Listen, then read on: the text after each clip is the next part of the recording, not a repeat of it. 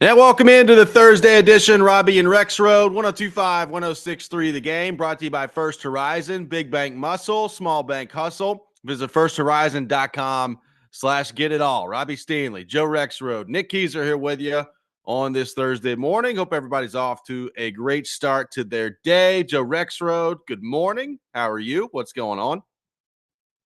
I'm warmed over doggy doo-doo. How are you? Warmed over doggy doo-doo. That does not sound good at all. Nor do you sound great. Yeah. I mean, oh my God, this is terrible. This is not how it'll be. I promise you. Hold on. That's bad. It'll be fine. It'll be just fine. Yeah. Like I said, I'm a snot geyser, dude. Yeah, it goes around this time of year with the spring and the weather changing over. It's good stuff. Always fun out there. Keyser, how we doing? What's going on? Good morning, fellas. Doing well. Just hanging out. Robby, did you get a little stuck this morning? Yeah, I went outside perfectly on schedule, ready to come in, and then the car didn't start. So that was a tough one. Bummer, man. How many times has that happened in the last year? I think 0. Yeah, I don't remember that happening. Well, I thought there was one time where I got stranded and opened the show for the first half hour, and I had David James here. That was a previous vehicle, and that was the death of said vehicle. That's right. But that one started just fine. It just died in the middle of driving. Yikes. So we're not talking about the death of this said vehicle, are we? I don't think so. No, I think it's just a battery thing. So gonna get that figured out at some point today. Hopefully, we'll see what happens on that front. We got a lot to get into on the program today. Todd Richards, Predators assistant coach, will be with us at 7:30. Preds are back in action tonight, taking on the St. Louis Blues for the third time in the last 10 days. So a very familiar opponent coming up tonight at Bridgestone Arena. Charles Robinson from Yahoo Sports will be with us at 8 o'clock. We'll get into the Titans and all things NFL with him. We've got some NCAA tournament conversations to get into today, and our best and worst things in sports coming up at 6:45. So a lot happening today on the show. We'll take your thoughts, 615-737-1025. Hey, Joe, I want to pick up with where we were going a little bit with our conversation with Kuharski yesterday. You know, we had somebody text in and start asking about, like, organizationally, what is success next year? And Kuharski's answer was basically, like, in short, like, if you want to have a, kind of a short version of the answer, perform well enough where Brian Callahan keeps his job next year, right? Like get to the end of next season and Brian Callahan's got his job, because that would probably signal, if you're drafting Cam Ward, that you're pleased with the progress that Cam Ward made in year one. I don't know exactly what that would mean, Joe, from a record standpoint, but I mean, I would assume it's probably not a total disaster on the record standpoint if you're bringing the coach back.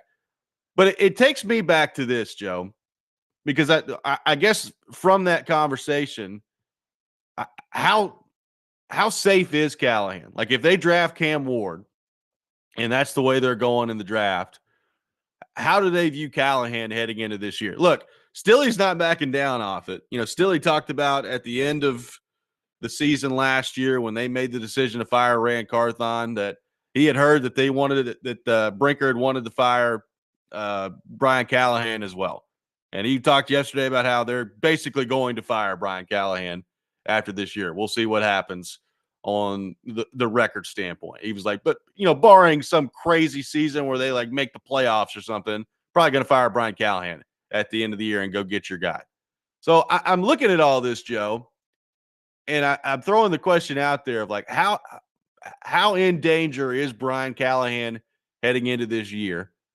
And if it's a situation where he's got to hit a certain benchmark in terms of wins, or there's some extreme thing that he's got to do to keep his job, to me, it makes the decision to not clean house this last year just all the more stupid. If you were going to draft a quarterback and you've got, a head coach that may get fired after year one. We've talked about, the idea of drafting Cam Ward, having him go, learn Callahan's system and then come back, and then you fire him and he's got to learn an entire new system the second year. That's how you start to damage quarterbacks.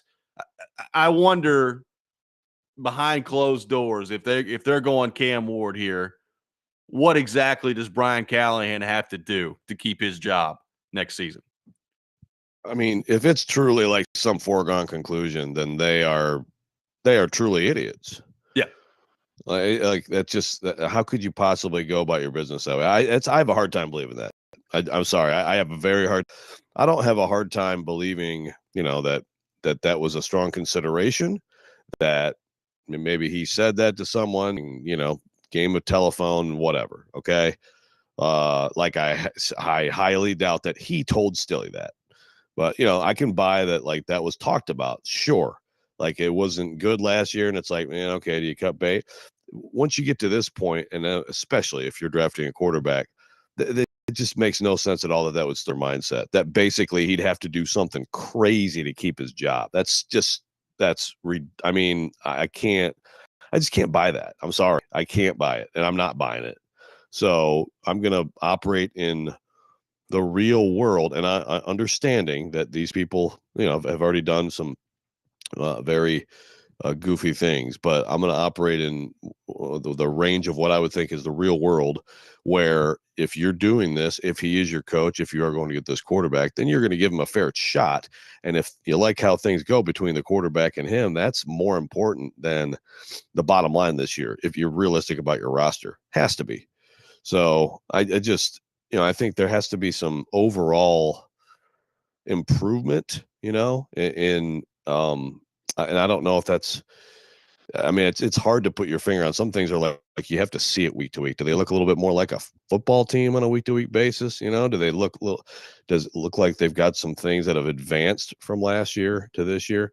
But ultimately, I think it is a quarterback. It's a quarterback improving. It's a quarterback showing signs that he can be really good and win some football games. But I mean, I think it's Cam Ward. And if it's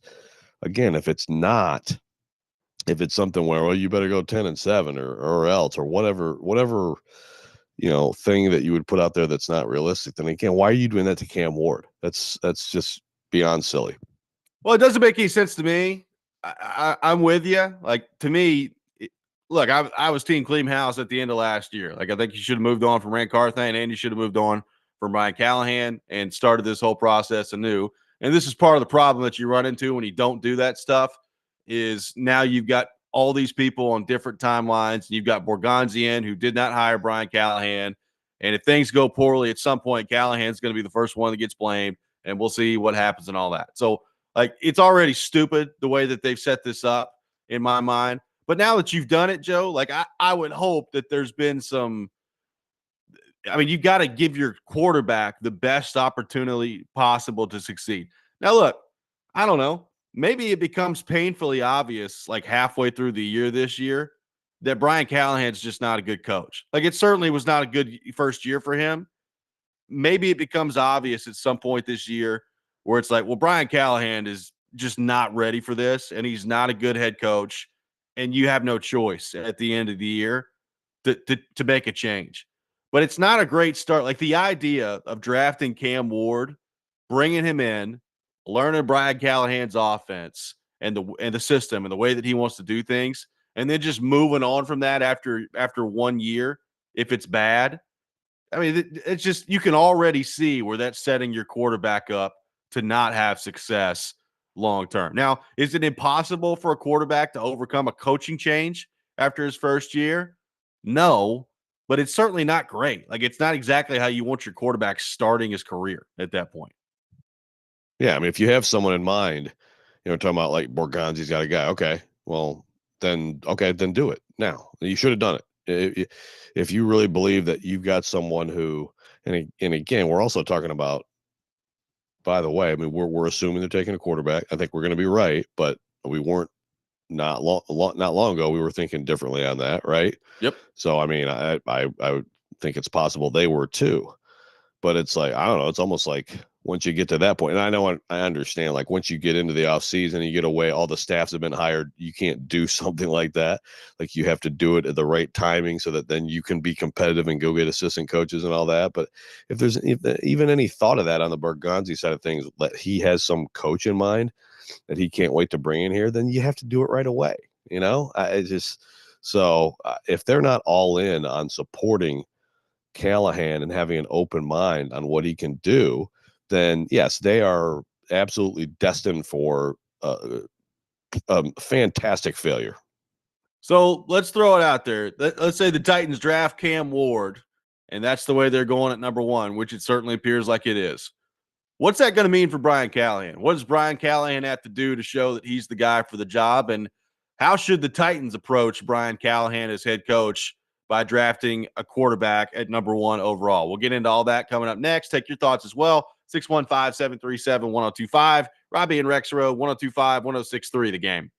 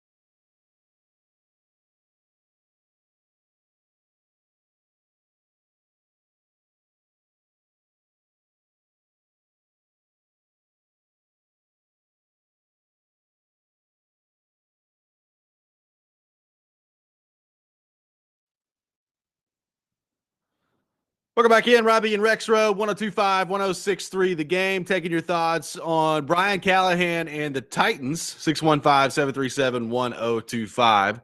What does Brian Callahan have to do to keep his job this year, and how does Cam Ward factor into that? I got T-Bone texting in, Joe, that says, how many games does Callahan have to win to consider it a successful season and save his job? I understand that part of the question. And I'm not saying that the games won is not important, because ultimately, of course, it is. But to me, if you're evaluating Callahan this year, isn't it almost? I'm not going to say totally exclusively, but isn't it mostly like, how does Cam Ward come along? Like, what does Cam Ward do if that's the way you're going and you're drafting him? Like, I think a lot of the decision on Brian Callahan should be, how do you feel Cam Ward is tracking throughout the year? And do you feel like Brian Callahan and Cam Ward have a chance by season's end to really be a force moving forward here? Yeah, I mean, like, what if the Titans, what if they actually do more for Cam Ward? They draft him, and let's say they're going to sign somebody at receiver. It's not going to be anybody who really changes the math, but they draft a receiver at 35. Then maybe they, again, like, the draft is offense heavy with the idea of helping Cam Ward, and it does help him. And the offense looks better, and he looks promising, and they score points, but the defense, not addressed well enough, is bad, and they're losing games, 31-28 instead of 20-17, but they go, 5-12. Like, there's a scenario where that's 2-game improvement, baby. You're getting that win-loss record up. That's right. Yeah. I mean, yeah, look, I do feel like if it's like 2-15, at some point it's like, man, are we sure this guy knows how to win football games at all in this league? I mean, I think there's some, I think, like, a bottom line has to matter a little, but it is so much how you get there. Right. And so, again, if Cam Ward, that's why Brian Callahan got this job, is to work with young quarterbacks. He's 0 for 1 in seasons working with young quarterbacks. Blame him, don't blame him, whatever you want to do. He's 0 for 1. Yeah. That's what like, Levis is 0 for 1 and he's 0 for 1. So that's just what it is. But if this year it's a 1 for 1 with Cam Ward, yeah, and again, like, tell me how they're losing the games, how they look. It's the weekly experience is what we can't really, obviously we can't live it, and last year, I guess it was bad enough that you consider moving on from him. But I'll say this again too, Robby. A big draw of hiring Brian Callahan was Bill Callahan. And so I also asked that, is he going to have Dan Moore in here and he's going to play like a legit left tackle and they're going to look like a legit offensive line? That's an asset that you have to think real hard about getting rid of if it all of a sudden sort of, pays off this year. Rick and Gallatin saying, didn't we have this same conversation with Levis last year? How did that go? I mean, to me, it's not the same conversation. Like, you're number one, you're talking about a number 1 overall pick here. And number 2, rookie. We were not having conversations about firing the first-year head coach heading into last year. No, we were not. I can promise you. We were not having conversations before Brian Callahan had ever coached a game about firing Brian Callahan heading into the year. Now, as the year went on, we got there at some point because of how bad it was. But no, like, this is, to me, is a very different situation for Brian Callahan heading into this year. Unless Rick just means the same conversation about Brian Callahan being a quarterback developer, I mean, so if that's the case, yes, but I would also say that, it's, like, you probably go through with any coach. I mean, again, let's go with Bill Callahan as an offensive line coach. He's known as one of the best that the NFL has seen. Plenty of guys, he didn't develop any good players, like he's not 100%. He's not even close to 100% because some guys they're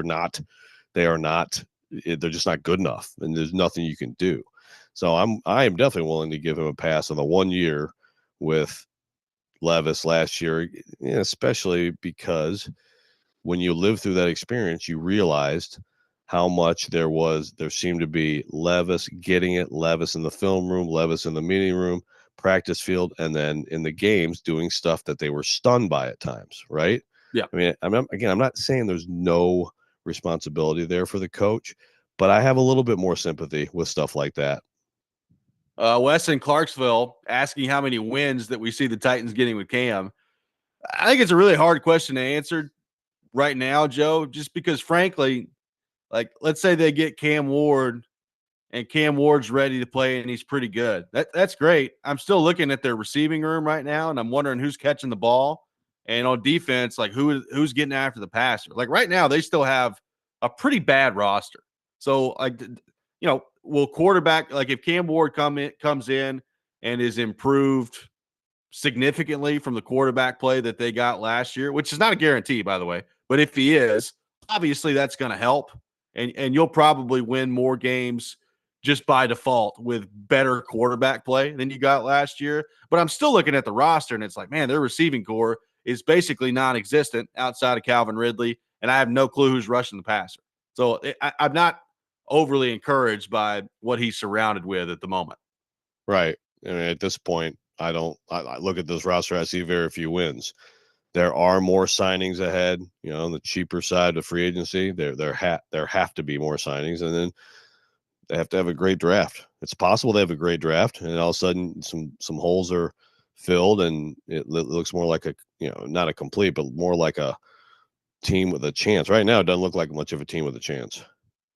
No, and again, like Cam Ward's great, then that changes things, right? Like you can see a quarterback come in, play really, really well, and maybe he elevates some guys. Like that's ultimately what you want your quarterback to do. I just think it's first off, that's a tough bar to have for a rookie. I know we've seen two do it the last couple of years in Stroud and Daniels, so there's recency bias kind of look at that. Those guys are still kind of the outlier coming in as rookies. So I think it's important to keep that in mind with Cam Ward. Now, I'm not saying he can't do something like that. That's just not the norm when that happens. Yeah, I mean, even like look at the Bears. I'm not giving up on Caleb Williams. I don't think Bears fans are really either. I mean, you saw certainly some good moments, some good games, and there's a lot of talent there, but they were bad, and he certainly wasn't consistent. So, but like they're moving forward, and now, of course, he's also an example of someone who, they're the ultimate example of a team on different timelines. It just keeps going around and around in circles like that. So, but I'm just saying, like, not winning, not being consistent, but still after the end of the year, you're like, yeah, you can see it there. Now he's got a new coach, and we'll see. Obviously the hope is that that takes off. That happens, and that could happen here. But another difference there is that the coach that was fired there was not supposed to be that guy. He was he was a defensive coach, and this is supposed to be that guy. Well, another thing too, and this is, I realize that what I'm about to say, it's more complicated than that, but I do think it plays a factor. Who would you say are the best four quarterbacks in the AFC right now? If you had to break it down, your top four quarterbacks in the AFC, probably some version of Mahomes, Allen, Burrow, and Lamar Jackson, right? Like I think it's pretty universal what we would think. Well, look at those guys. I mean, Mahomes has had the same head coach the entire time. Allen's had the same head coach the entire time. Jackson's had the same head coach the entire time. Burrow's had the same head coach the entire time. It's not as simple as that, but man, does it help if you can get the quarterback and the head coach on the same page and they can build together as they move up. For sure. And also, it helps if, those situations are different, but it helps if the quarterback is so good that he makes a coach look better, Yeah. So, that's what makes the Allen one in particular so interesting, is because he was not good and they were not good for a couple of years there, and they stuck with it. And now here they are. Yeah. Yeah, exactly. Something to be said for that, for sure. So no, that's a great point. And obviously, I think both sides of that equation have helped the other side, but I hope the Titans are open-minded and supportive and actually not, holding some ridiculous standard up here in their minds that Brian Callen has to reach this year. I think you're doomed I think you're doomed as a front office if that's how you look at things. Well, and then that's not even factoring in, ownership. That what happens when they get through a season and they're 5-12, and that's not good enough for Amy Adams Strunk. Is she just gonna fly off the handle and pull the trigger on another firing at that point? You can never, obviously, discount that at the end of the year as well. Yeah. Hey, apparently more hands off for Amy. So We'll see. who knows? Maybe she won't even watch the games next year. Just tell me how I'm doing. Stadium's getting built. Okay, all right, I'm happy then. Stadium's getting built. Just catch up with it on Sports Center. It's like, oh look, they won yesterday. How about that? 615 Oilers throwbacks. Nice. 615-737-1025. Our phone number. Get into a little NCAA tournament conversation coming up. We got the Sweet 16 coming up. And the ratings for the NCAA tournament really, really good, and some differing opinions on why there's been no Cinderellas and whether or not that's good for the sport moving forward here. We'll get into all that. Robby and Rexrode, 102.5, 106.3, The Game.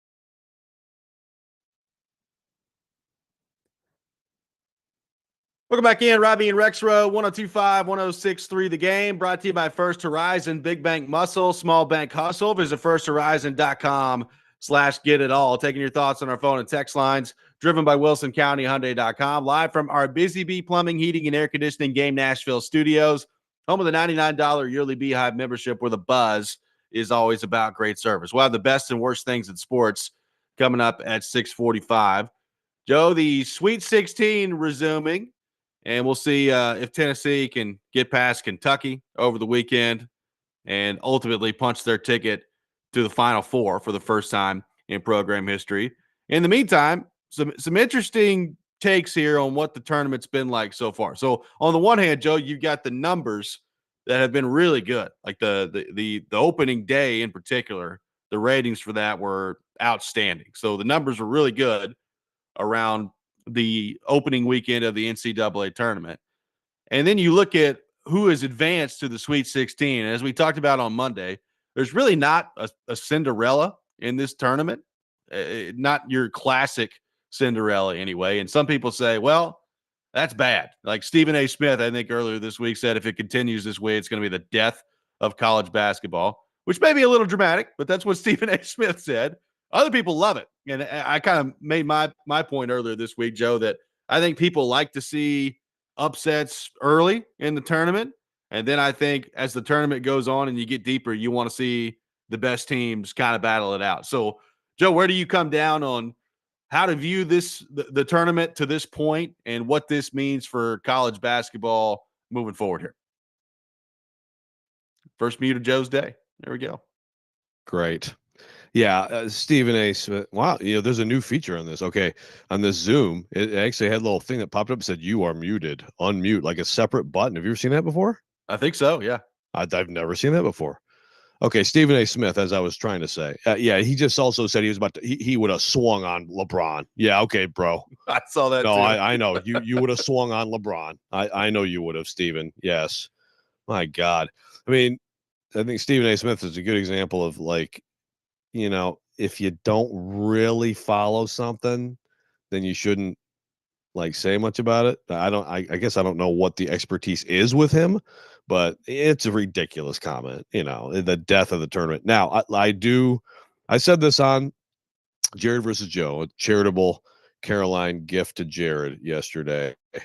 That I do think this is split up into people who like really like college basketball, follow it during the year, like know the teams, know the players, etc., and the people who jump on board. As I call them, the casuals, and I'm not trying to be I'm not trying to be some arrogant, again, it's like the soccer people and the hockey people and the college, I'm not trying to be like that, but it is the casuals, right? And I totally get it. Like they come on in March, and you do want to see a St. Peter's story or a George Mason, getting to the Final Four. Or, again, like if Drake had just won one more game, then Drake would be, a great example. I know Northern Colorado just promoted their assistant who, he made an insane shot for Northern. I covered him losing to Michigan State in the Sweet 16 in 2010. He made that insane shot basically to bury Kansas, the shocker of that tournament in 2010. And then what happens? They lose to Michigan State, and then you have a Michigan State Tennessee Elite Eight game. It's kind of like how you like it, right? It's like, yeah, okay, give me one of these teams for a weekend for sure. Let me have a week of let's hear all the stories about this team, and then let's get to the big boys. So, like you said, the ratings are the best since 1993. That's, you're talking an average of 9.5 per game million. Those are big numbers. That tells you something. The tournament's not close to death. I don't want us to lose Cinderella for good. I think Jared made a good point yesterday. You can go back through years when we just haven't had them randomly. So is that what we are now, or are we moving because of more and more mid-major players being paid to go to power schools? Is it gonna get less and less? I worry about that a little bit. I'm not ready to call this a permanent trend, but I don't know how anybody, again, unless you just really don't like college basketball, which is fine if you don't. But if you do it all, how could you not be excited about these games? Tonight we got amazing games. Tomorrow we got amazing games. I mean, that's, and that's what you really want at this level. But that's what I want. Like, look, I'm not going to sit here and speak for all sports fans, but like, I'm cool with Cinderella for a game, maybe two. And then, inevitably along the way, most of the time, not all the time, but most of the time, what happens in those situations, Joe's, is the Cinderella team looks great for a game, maybe two games.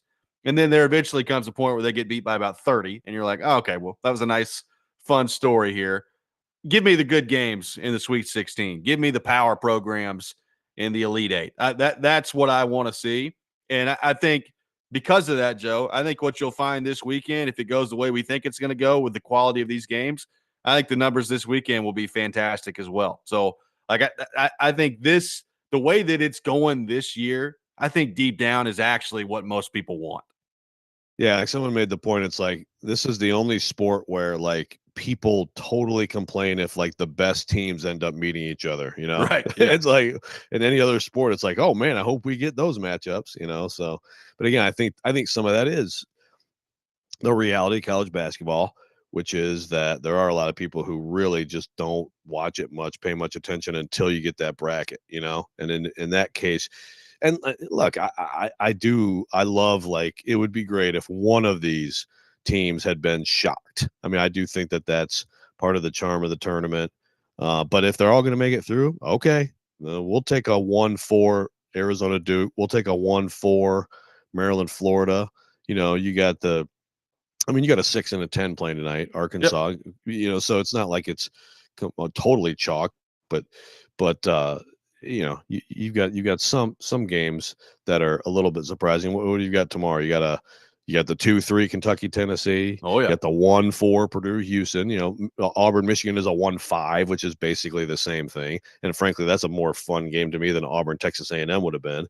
And then Michigan State, Ole Miss is a 2-6 instead of a 2-3. But I mean, it's chalky. But again, like every single one of these games to me is I'm just upset that we can't space them out, to watch them all individually. But I know that's not how it works, and that's not how they're ever going to do it. Well, I think what you brought up too is really the big question: is the tournament trending because of NIL and transfer portal and all that stuff? Is it trending towards we just not going to see the Cinderellas as much as we used to? I don't know. Like, it could be. I do think in years past, with some of these Cinderella teams, you've had some teams that have played together for a while, which has been why they've been successful, because they've spent a lot of time playing together.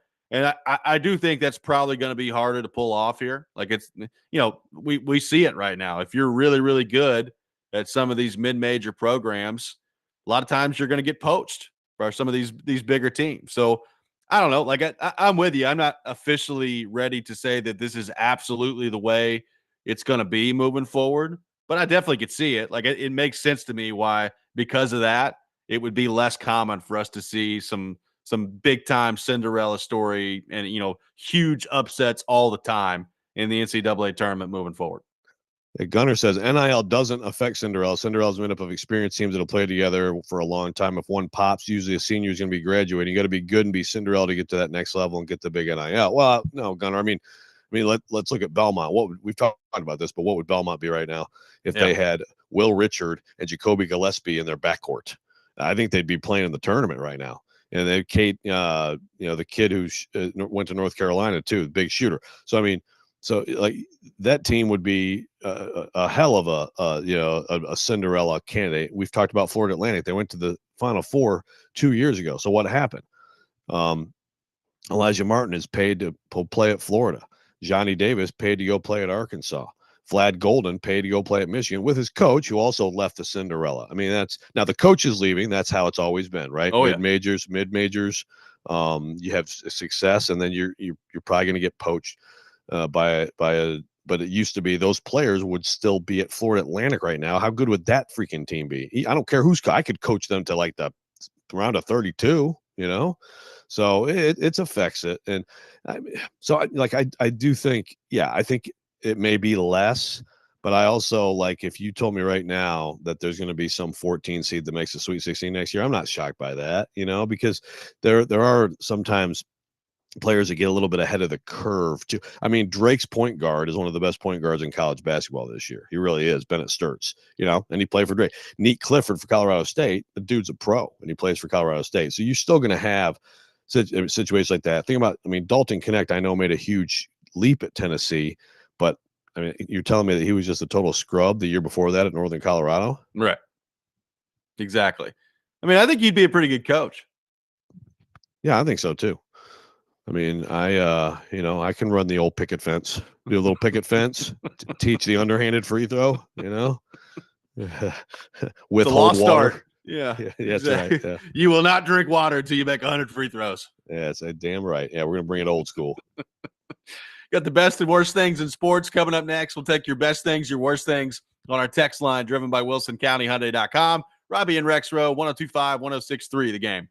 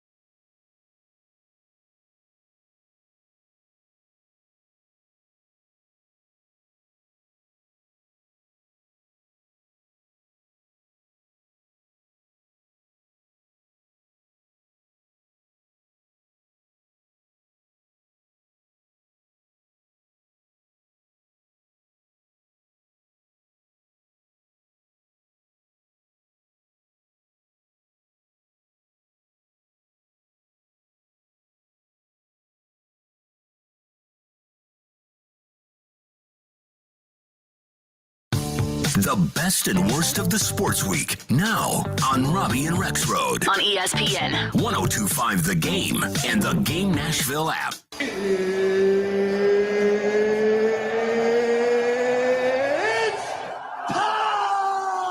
This is the worst. You look like you're feeling sorry for yourself. You believe in miracles? Yes! Unbelievable. He's one of one. He is him. This is a Coke bottle. It's not a crystal ball. When I woke up this morning, I was feeling pretty dangerous. Okay, let's go. It is that time of the week, time for the best and worst things in sports. We'll take your best things, your worst things on our text line driven by WilsonCountyHyundai.com, 615-737-1025. Joe Rexrode, kick us off with your best and worst things in sports.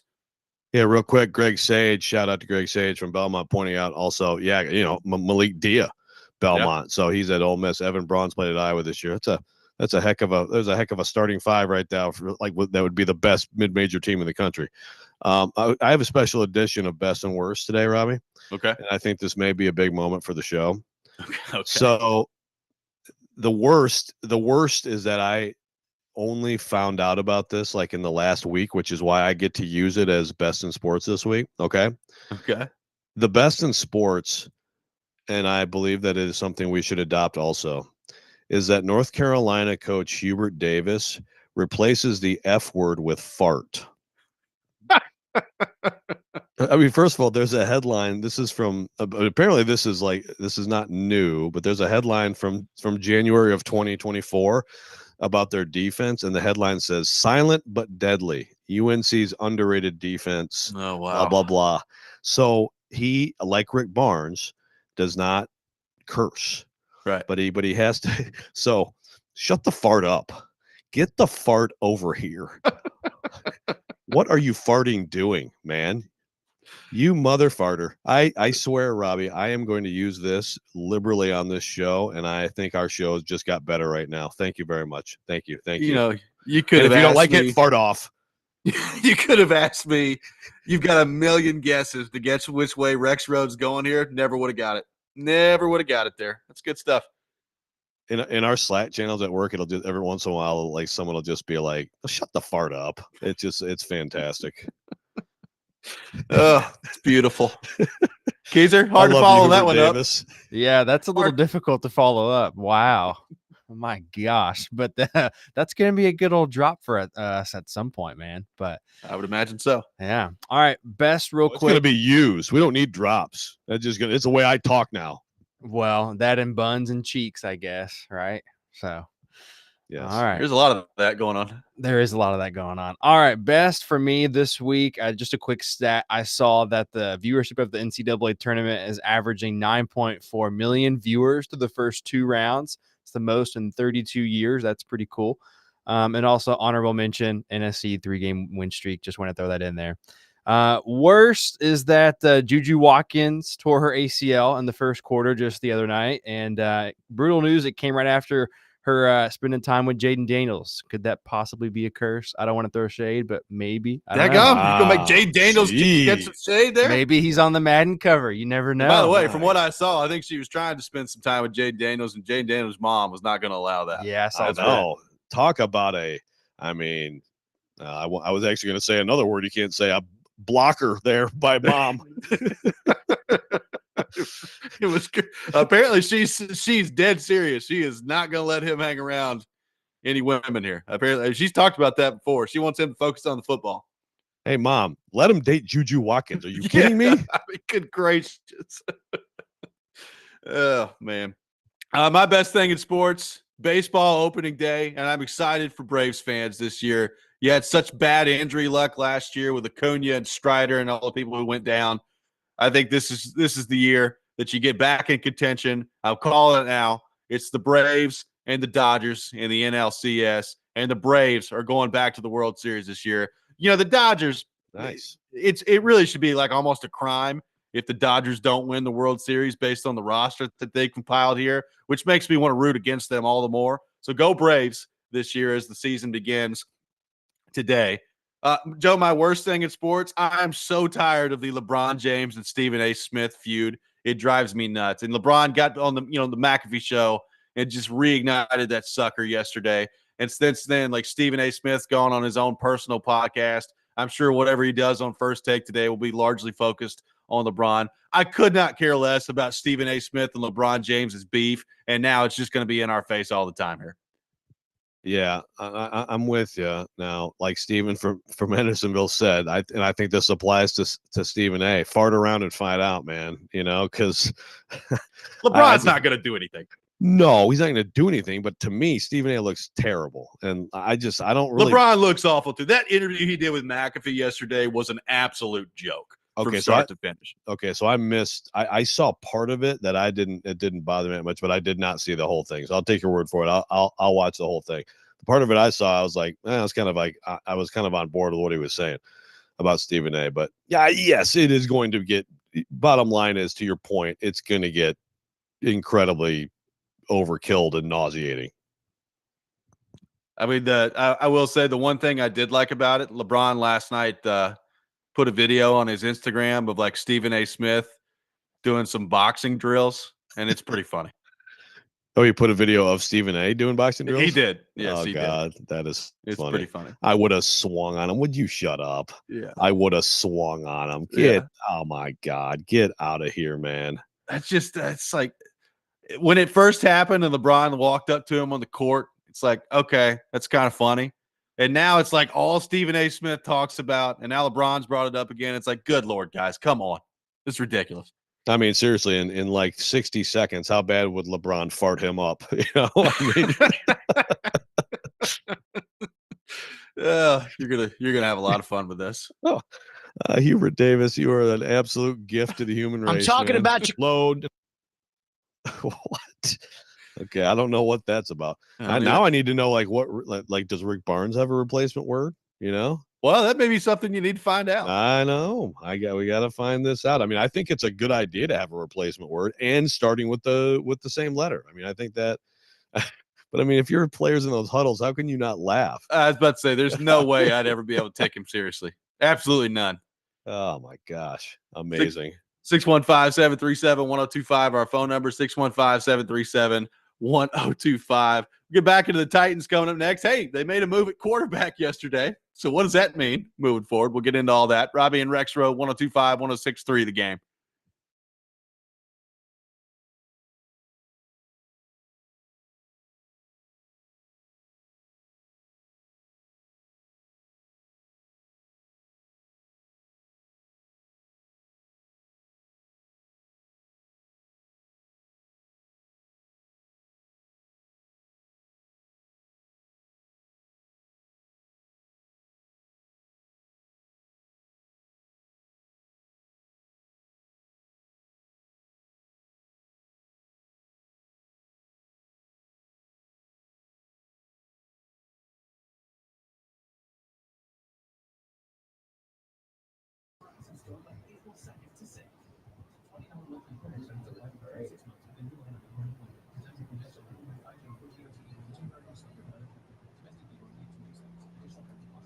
Tournament time is here, and so is this week's Nashville's best deal of the week from Luma's Pizza. I think I know why.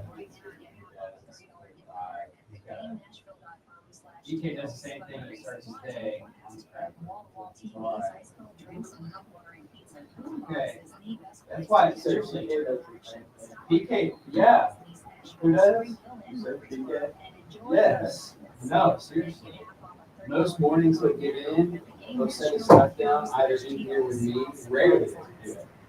But he does definitely get here 7:15, 7:30. Let's go. Yeah.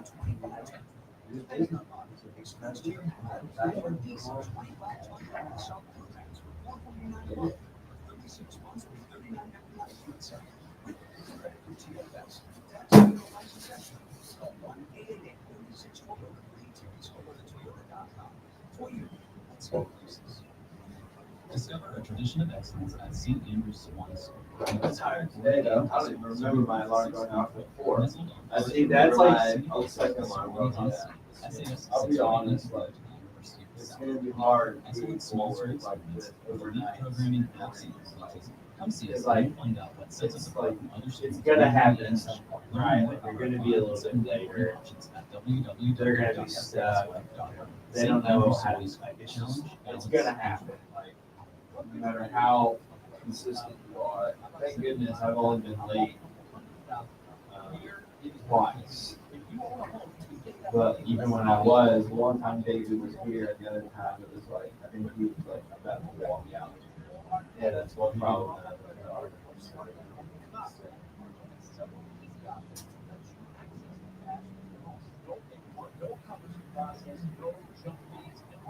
There's the weather dog and the male dog. Oh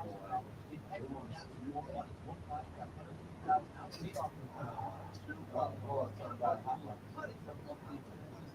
It's probably my guess. No one's on.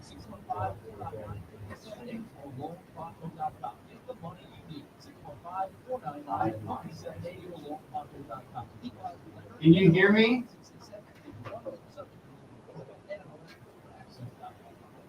Tournament updates are driven by Toyota.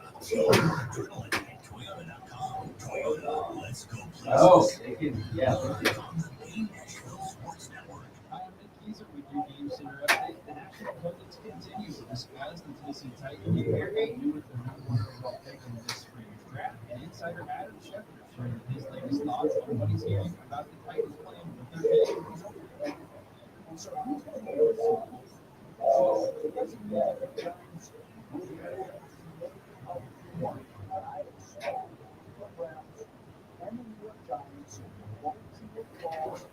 other NFL news, The Athletic learned that J.J. Watt and Ivan Eagle will be calling games together this coming season. Watt, future Hall of Famer, is said to become an analyst after calling games with Eagle on Netflix just this last Christmas. And the national credit.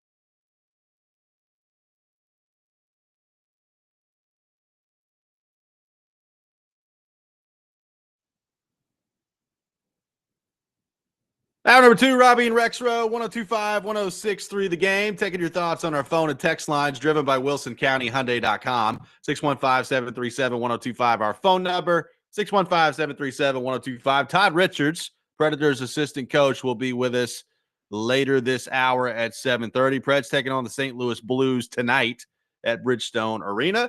Charles Robinson will be with us 1 hour from now. We'll get into the Titans and all things NFL with him. So looking forward to that discussion with Charles Robinson later in the show. Joe, speaking of the Titans, they made a move at quarterback yesterday, signing Tim Boyle at quarterback, which means the quarterback room at the moment, Joe, consists of Brandon Allen, Will Levis, and Tim Boyle as your quarterbacks for the Titans. Now, look, as somebody who has been familiar with Tim Boyle before, he was a backup for the Packers once upon a time. He was a great friend of Aaron Rodgers, so keep that for what it's worth. Not a very gifted quarterback. Really wasn't all that good in college when you go back and look at his numbers. And then when he has gotten into NFL action, it has not gone well for Tim Boyle. So Tim Boyle over his career has basically, Joe, I think been a guy that is very good, clearly, to have in the room. Like, his teammates absolutely love him. Like, I've heard a lot of quarterbacks talk about how much they love Tim Boyle. The on the field part of this is almost non-existent from him in terms when you look back at his career. So I don't know how much of this has anything to do with like him actually being in any position whatsoever to ever play for the Titans. But what did you make of the Tim Boyle signing by Tennessee yesterday? Well, I feel like there's some disagreement on this one. And actually, it seems like PK is not thinking the same way I am. Basically like, well, why is he a threat to Will Levis? But to me, this has to mean they're moving Will Levis, right? I like why bother to do this? This now means that you would have Allen as your 2, and then Boyle would be your 3rd QB, the guy you love in the building, the guy who he'll play a half of these preseason games, right, and help you get through the preseason game. So why doesn't this? To me, this further confirms that they're going to move Will Levis. Oh, I think I'm with you there. I'm just saying, like if people think that he's going to come in and like be the 2, that ain't happening. Yeah, that ain't happening. Yeah, no, I think that he's your 3. He's your camp, because that's the thing. When it was like it was before, it was kind of like, well, they do need still that 3rd quarterback. So whatever, you could have Levis as QB2 and then Allen's QB3, and he's the guy. Okay, well now you've gotten the QB3 who helps you get through camp. Yeah, and that's so. If you're doing that, I understand we're not talking a lot of money here, but why spend 1 cent on anyone if the corresponding move isn't Will Levis is out? Right? Yeah, I mean, look, it's always made. We talked about it the day after the season ended last year, Joe. Like it's always made 0 sense to me that Will Levis is going to be on the roster next year. Like once you cut bait and you move on from a guy who's supposed to be your franchise quarterback, like I just don't think it does you or him a whole lot of good to ever bring him back. So I don't know how much interest is going to be out there for Will Levis. I'm sure somebody will be interested in like a 6th round pick swap or whatever it would be, the price there. Yesterday we talked about Jacksonville. I think a team like that has a starter that's entrenched, that doesn't really need a veteran, like older backup quarterback, and take a shot on a younger guy. I think that's kind of the profile of what teams will be willing to take a chance on him. But yeah, like I'm with you. Like you bring in Tim Boyle. I don't think you're doing that if your plan is to have Will Levis in camp next year and see if he can like battle it out with Brandon Allen. Like this, Titans fans keep coming with this idea of Levis is going to start. They're not really going to draft Cam Moore. Like Levis is going to be the starter next year. And I've said it, like there's a 0.0% chance that this group is starting Will Levis next year. It's just not going to happen. Right. And so, so like Corey, I see Corey Curtis here. He's like, this is Corey Curtis's tweet. If you're anxious to push out Levis for Allen and Boyle, consider this. Allen is known for 1,800 career yards, 11 TDs, 8 picks. Boyle, 1,300 yards, 5 TDs, 13 picks. In 2 years, frustrating or not, Levis has 3,900 yards, 13 TDs, and 12 picks. He's got 2 more years, just saying. Yeah, great. But again, they're about to give this to a franchise quarterback. He's the previous try. There's a reason you don't cross the stream, so to speak, there, And again, Levis is just not to me, like your backup quarterback, somebody else's backup quarterback. I saw Terry McCormick had something similar too. Like, well, Levis, again, if we're just looking at this in terms of just straight up numbers or talent or whatever, okay, fine. I understand what you're saying. He's under contract, it's a cheap contract, all that stuff. But the human element of this, it's very strange to me that people don't understand why you move him. I think it's very obvious why you move him. Right. By the way, like, yeah, I'm not looking to replace, Will Levis with Brandon Allen and these other guys. I'm replacing Cam Ward with Will Levis. That's who I'm replacing. Like, and Will Levis. Yeah, those guys are Mason Rudolph. Right, exactly. Like Will Levis he does not need to be the backup quarterback to Cam Ward. Like, first off, and it's pretty awkward. Like when you're drafted to be the franchise quarterback, and it's like, well, we've determined basically a year and a half into that you're no good, but let's just have you hang around and be the backup to this other guy over here. And the other part is, as I said the day after the season ended, like to me, Will Levis does not really fit the profile of a backup quarterback. Now, I'm not sure Brandon Allen would have been my choice either, but like you want your backup quarterback to have a great understanding of what you're doing, to come in and protect the football. Like that's what you want your backup quarterback to do. And in this situation, if you're drafting Cam Ward, you want a veteran guy that's been around that can really help and be an influence to Cam Ward in the room. And that's where I think, the combination of Allen and Boyle could be good. Like I said, just from Boyle bouncing around where he has been an incredibly popular teammate wherever he's been. So I don't know how much stock you put into that, but I think there's at least some that you have to put into that. Yeah. Yeah, it's not the end of the world if if it didn't work out and Levis excuse me, we're here. It wouldn't be the end of the world. I'm sure he'd handle it like a pro and all that. But yeah, it's just I just think it's the right thing to do. And that awkwardness, I don't think you just dismiss that out of hand. I mean, I think that's a real thing. You're wiping the slate clean. And look, there are still some Titans fans who think that Levis didn't get a fair shake, that Levis still could be great, all that stuff. You get a rookie comes in here and it's rough early, which certainly can happen with a rookie. Yep. I think it's just better to not even have that guy and have the public discourse about that situation. If you have him here, if he's not here, no one's going to be screaming for Brandon Allen. Well, no. I mean, someone might, but for the most part, no, they won't, and they shouldn't. And look, I think either way, like if they kept Levis on the roster, you would have to know if you're on that team, and certainly, if you're a fan of the team, that there's an understanding going into the year that Cam Ward's the guy and it's Cam Ward's job.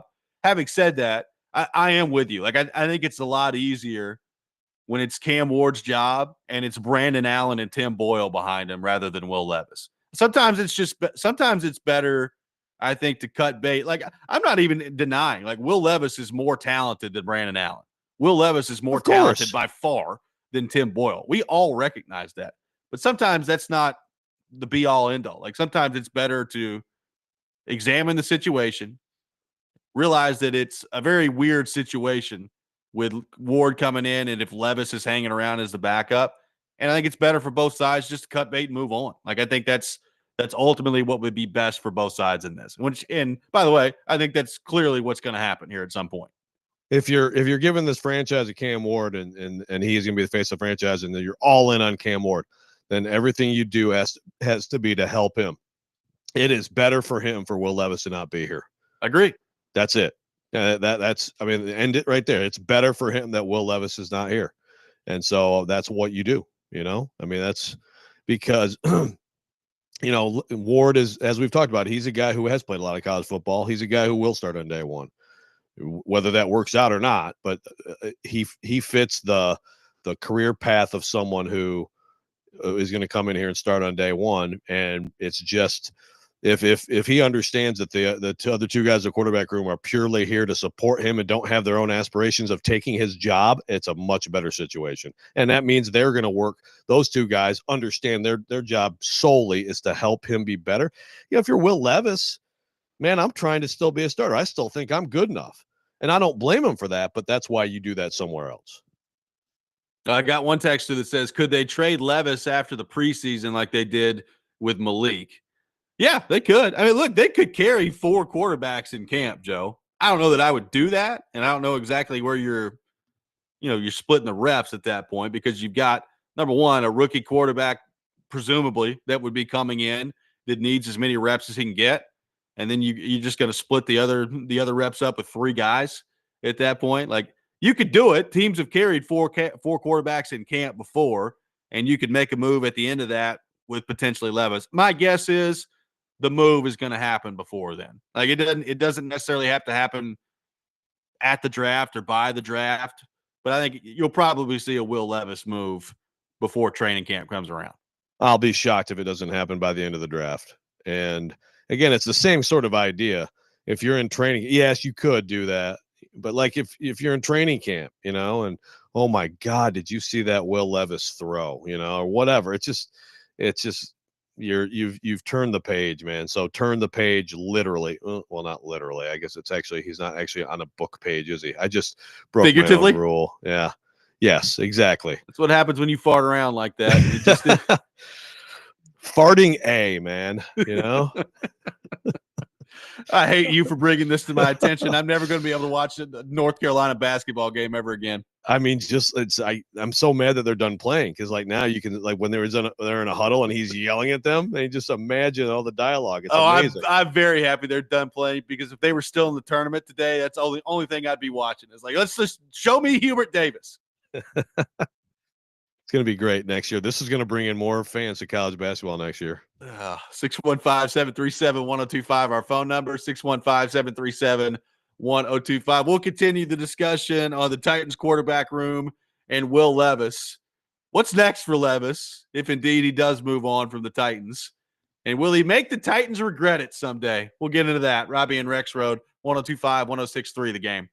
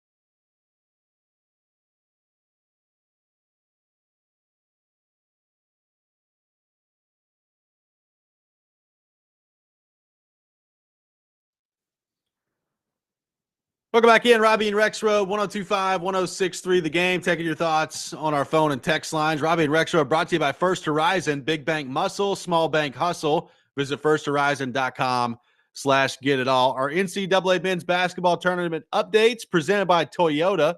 Fuel your adrenaline at toyota.com. Toyota, let's go places. Also brought to you by thenewcumberland.com, Twin Peaks, and Bet365. Predators assistant coach Todd Richards will be with us coming up at 7:30. Preds taking on the St. Louis Blues later tonight. And stay tuned later this hour.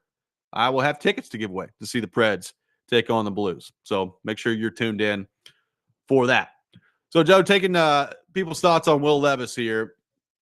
So if the Titans move him, number one, let's start here, because I think some people are a little bit out of whack with what the return is going to be on this if it happens. What do you think the Titans can get if they decide to trade Will Levis? And what's maybe a spot or two that you think would make some sense for Will Levis to go to if you're him and you're like trying to hand select a destination, knowing that it wouldn't really be that if you get traded, but you're trying to hand select a destination. What's a place that makes a lot of sense to you? I mean, I think there's only one place that obviously comes to mind for both of those questions, and we talked about it before. It's Jacksonville. His, the Liam Cohen was his OC at Kentucky when he had his really good junior season there before Cohen left. And, I don't know that Cohen leaving was the bigger issue than like a bad offensive line his senior year, but, clearly, I mean, Kentucky moved on from the next OC. So, I mean, there were issues there. So, to me, I mean, I know, having talked to Liam Cohen about Will Levis, that Liam Cohen is a huge Will Levis fan. Now, it's like someone's going to call you, for a story about a kid you coach and they're going to the NFL and you're going to, but I mean, like, this wasn't, like your typical, like, coach speak stuff. Like, he's a huge believer in Will Levis and his intangibles too, and all that stuff. So I could see him absolutely being interested in having Levis there and sort of pressure off and see what can happen over time. I mean, they have Trevor Lawrence. He's the quarterback. There's no controversy there, but you could still, can Will Levis develop into a decent backup quarterback, which, if that's the case, to your point, I guess that means he gets some of that hero ball out of his game.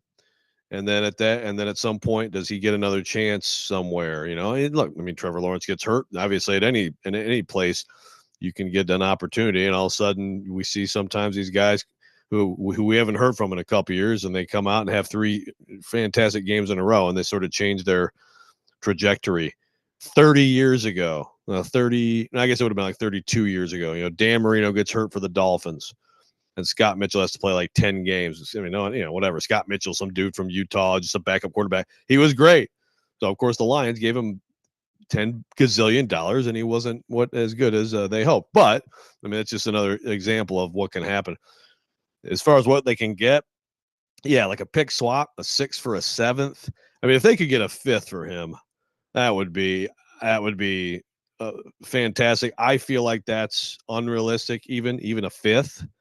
I think you jump at that, but it's probably something like they trade their 7th and him and get a 6th back, something like that.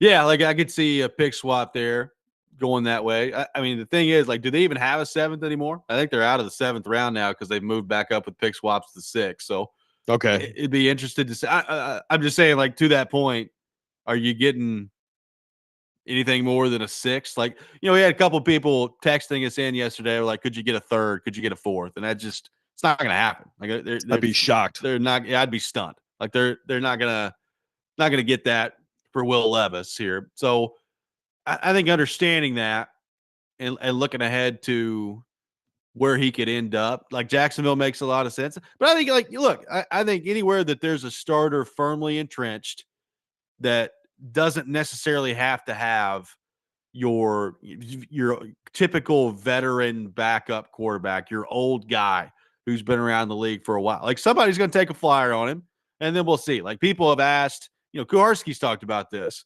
Is Levis one of those guys that could resurface 2-3 years down the road somewhere else and end up being a good starting quarterback in the league? not an elite quarterback, but a good starting quarterback in the league. Maybe. I think, Joe, I would probably be surprised by that based on watching him play. But maybe. There's certainly a skill set there to work with. So maybe we do look 2 or 3 years down the road, and I don't know, Will Levis is starting in Arizona or something, and he's a good player at that point. But I still I'm willing to take that chance if I'm the Titans at this point and roll the dice and let him go.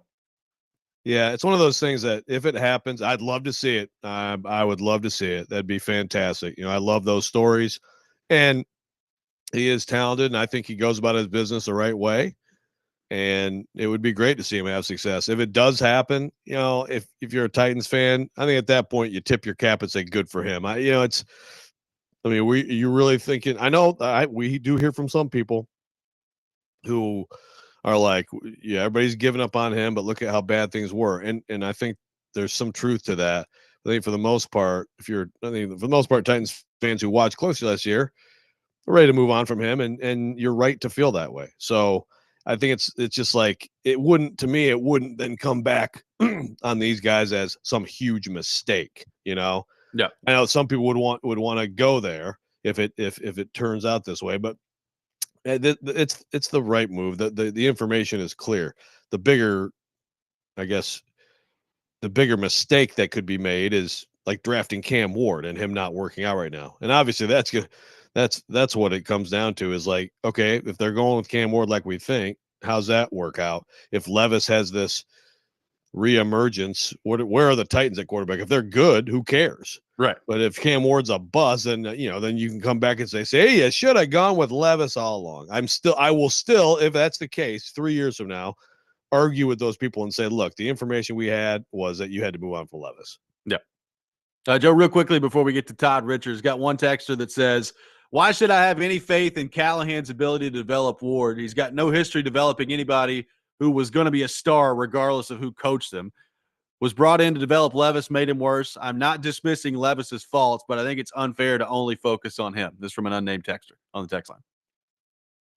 Okay. I mean, again, you have to give a lot of you have to give accountability to Brian Callahan for last year, including him to a point. And I'm not just taking all of that off him and putting it all on Levis. But again, I think there's some things that happened on the field last year that were not coached, were not rehearsed, were not talked about, and were critical in some early season games being lost and a lot of things unraveling from there. I just can't, I have to put more of that on number 8 than on any coach. Yeah, I would too. As far as the developing the quarterback part of it, we'll see. Look, yeah, he gets another shot. We've thrown the question out there, how much credit does he really get for developing Joe Burrow? I don't know. Joe Burrow is probably going to be pretty good. He's worked with Peyton Manning. He's worked with Matthew Stafford. He's worked with Derek Carr. So he's worked with a lot of impressive quarterbacks. Has he developed those guys? I don't know. He's played some part in it, but it's a fair question to bring up of how responsible is he actually for those guys? And we're going to see, another opportunity for him, I think, if it goes the way we think it's going to go, for him drafting and developing Cam Ward. Todd Richards, Predators assistant coach, will be with us coming up next. I have some Predators tickets to give away later this hour as well. Robby and Rexrode, 102.5, 106.3 The Game.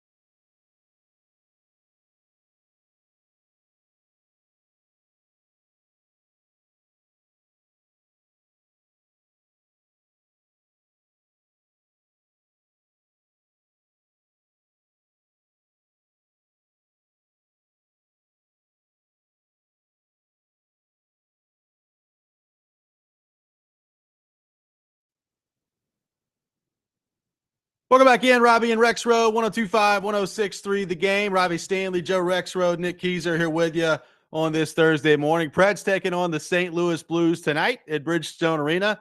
And to help us talk more about that, we head to our 102.5 The Game phone line, driven by WilsonCountyHyundai.com. And welcome in Predators assistant coach, Todd Richards. Todd, good morning. How are you? Good morning, guys. Good to be here. I missed you guys last time, so I remembered this morning. So it's good to be in talking with you guys again. Well, it's good to have you with us. We appreciate your time as always. So Todd, this will be the third time you see in St. Louis and a little bit over the week, kind of a unique scheduling quirk there. So it's been a lot of physicality in the previous two matchups. How much do you expect that to kind of carry over tonight? And what do you make of kind of the weird scheduling here of seeing them 3 times in a 10-day span?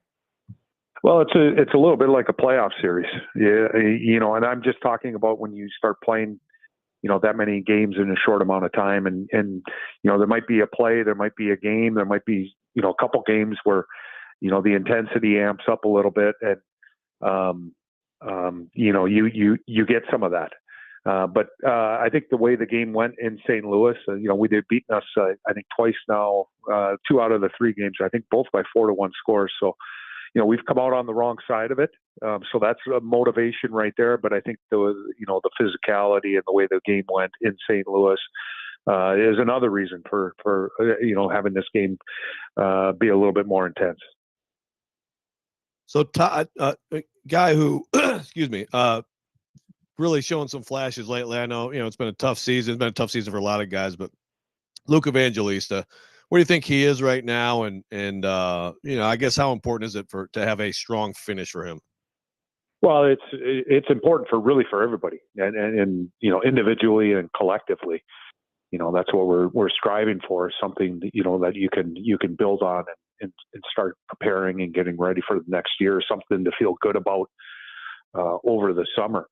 And there's been some good moments and some good things, but there's been some things that you certainly want to erase, or things that you have to deal with, so we can get us to that point. But Luke's trending, and I guess that's what you want, trending in the right direction. So he's starting to get those opportunities. He's starting to get some of the results, which obviously makes it a little bit easier to play the game, because when you're an offensive player and you're counted on offensively, if you aren't able to produce it, it weighs on you, and it makes things much harder. And the one thing about sports and anything is trying to work your way through the times when things aren't going your way. It's easy to play the game, easy to prepare, easy to come to the rink, easy to play when things are going right, but it's when things aren't going right. And a lot of times for young players, you'll see that you'll see the ups and downs of a season, or maybe game to game, just with that. But it's identifying it, it's being able to deal with it, and then correct certain things so you can get back. And we always try to say, you're going to have a couple dips here and there, but you don't want the dips to be too far down and for too long, where you're looking for more of the highs. So he's trending, like some of our other young guys too. So that's a good thing. But I still think we need to get a little bit more down this stretch, and again, having a good feeling going into the off season. So Todd, it's obviously been a challenging year on defense with, Lausanne being out as long as he has, recently Yossi being out, and you've got the opportunity to see some young guys step into those roles. So as you look at guys like specifically Stasny and Barron and the way that they've played, what do you make of the progress that they're making and where things kind of, currently stand with your young D-core here? Well, let's start with Stasny first. He missed a good part of the season this year, and it's always tough to catch. I think there are certain moments that if you miss them as a player, I'm not even talking a young player. If you're a player and you miss, all of training camp, and you miss some significant time in the middle of the season, or even down the stretch, it's hard to catch up. It's basically a moving vehicle, and you're trying to jump in on the run, and it's hard to catch up. Now, the thing about Stas is I think we know his game. I think he knows his game. We've seen flashes here and there of the exceptional skater that he is. Being able to close on guys, being able to create, I'm not going to say stick handle round guys, but he can create with his legs just by beating guys up the ice. So again, we talked about Luke just kind of trending, and we've seen some good things from Spencer. Since he's been up. I think his first recall when he was here, I think there was a bit of a struggle, and I think that really came down to him just missing that time. I think playing down in Milwaukee, it allowed him to get his game in order a little bit more, and on the second call up, he's certainly been better. As far as Barron goes, I think he's probably taken the biggest strides since we've had him, and kind of this last month and a half. He's a pretty big kid, pretty strong kid. He's a good skater. He's got great offensive instincts, and the one thing that we asked him to work on was just his defensive game. And it's not just the physicality, which he has certainly improved on, just his battles in the corners, his battles around the net, but in just using his stick and positionally. I think you're going to see him always kind of create in the offensive zone. He's got a pretty good shot, uses his legs really well as far as getting up. I think he had a couple opportunities in Carolina, just didn't execute off the rush. One was shorthanded, but that's what he can bring, and we're happy to see the steps that he's made so far. We still want him to obviously take more steps as we conclude this season, which again will hopefully lead him into a good feeling, and getting ready for next year. But very coachable, since we got him, as far as trying to give him some direction, and he's been working at it. You're seeing the results on the ice. So Todd, how much right now for you guys collectively is just about, hey, you got a chance to mess some other people up, or is it purely about, let's finish strong, be pros and all that? Well, it's I think both. I think you're always looking for motivations. You're always looking for motivations as a coach, to try to sell certain things. And I think always as a player, you're always looking for things to grab onto, looking for certain motivations, when you're in this position. We certainly aren't happy, and everybody is different. And I'm talking about players and how they prepare and how they get ready. But you're always looking for different ways to get the team to play. So we've certainly talked about St. Louis, and I think that's one thing about playing these games. 3 games within a week. It does have a little bit of a playoff feel to it. We know where they're at. We know what they're fighting for. It's a divisional rival, and we would certainly like to do nothing more than make it a little bit harder on them.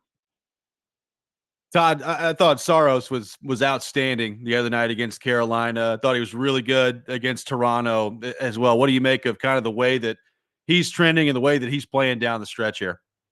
You're 100% right. Like he was, there's Carolina. That's one building I was going into. I don't like going into that building.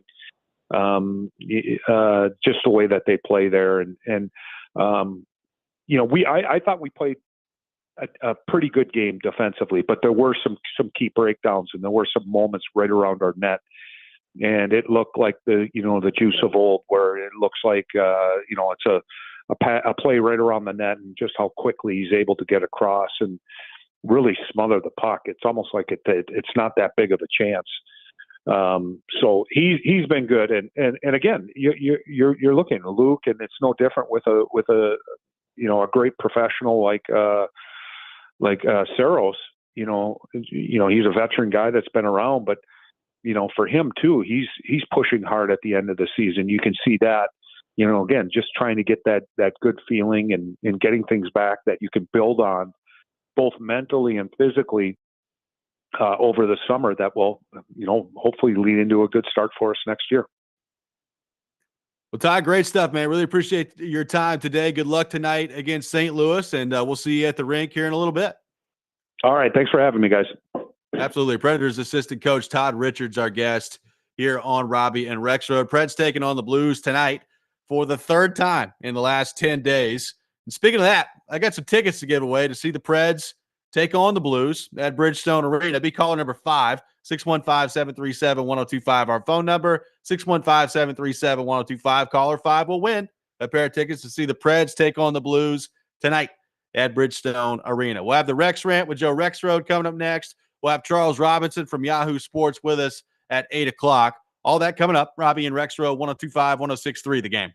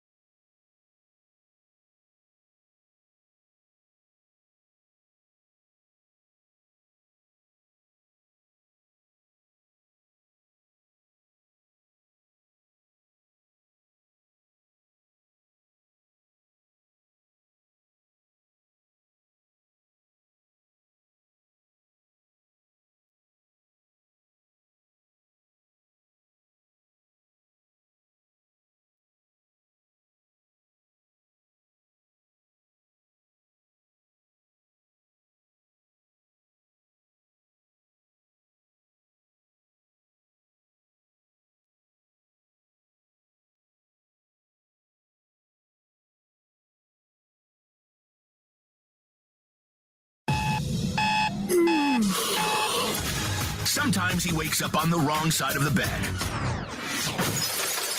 And sometimes he's just, well, Joe. Awkward moment, let's do it. This is the Rex Rant, now on Robby and Rexrode. You've done just such a fantastic job.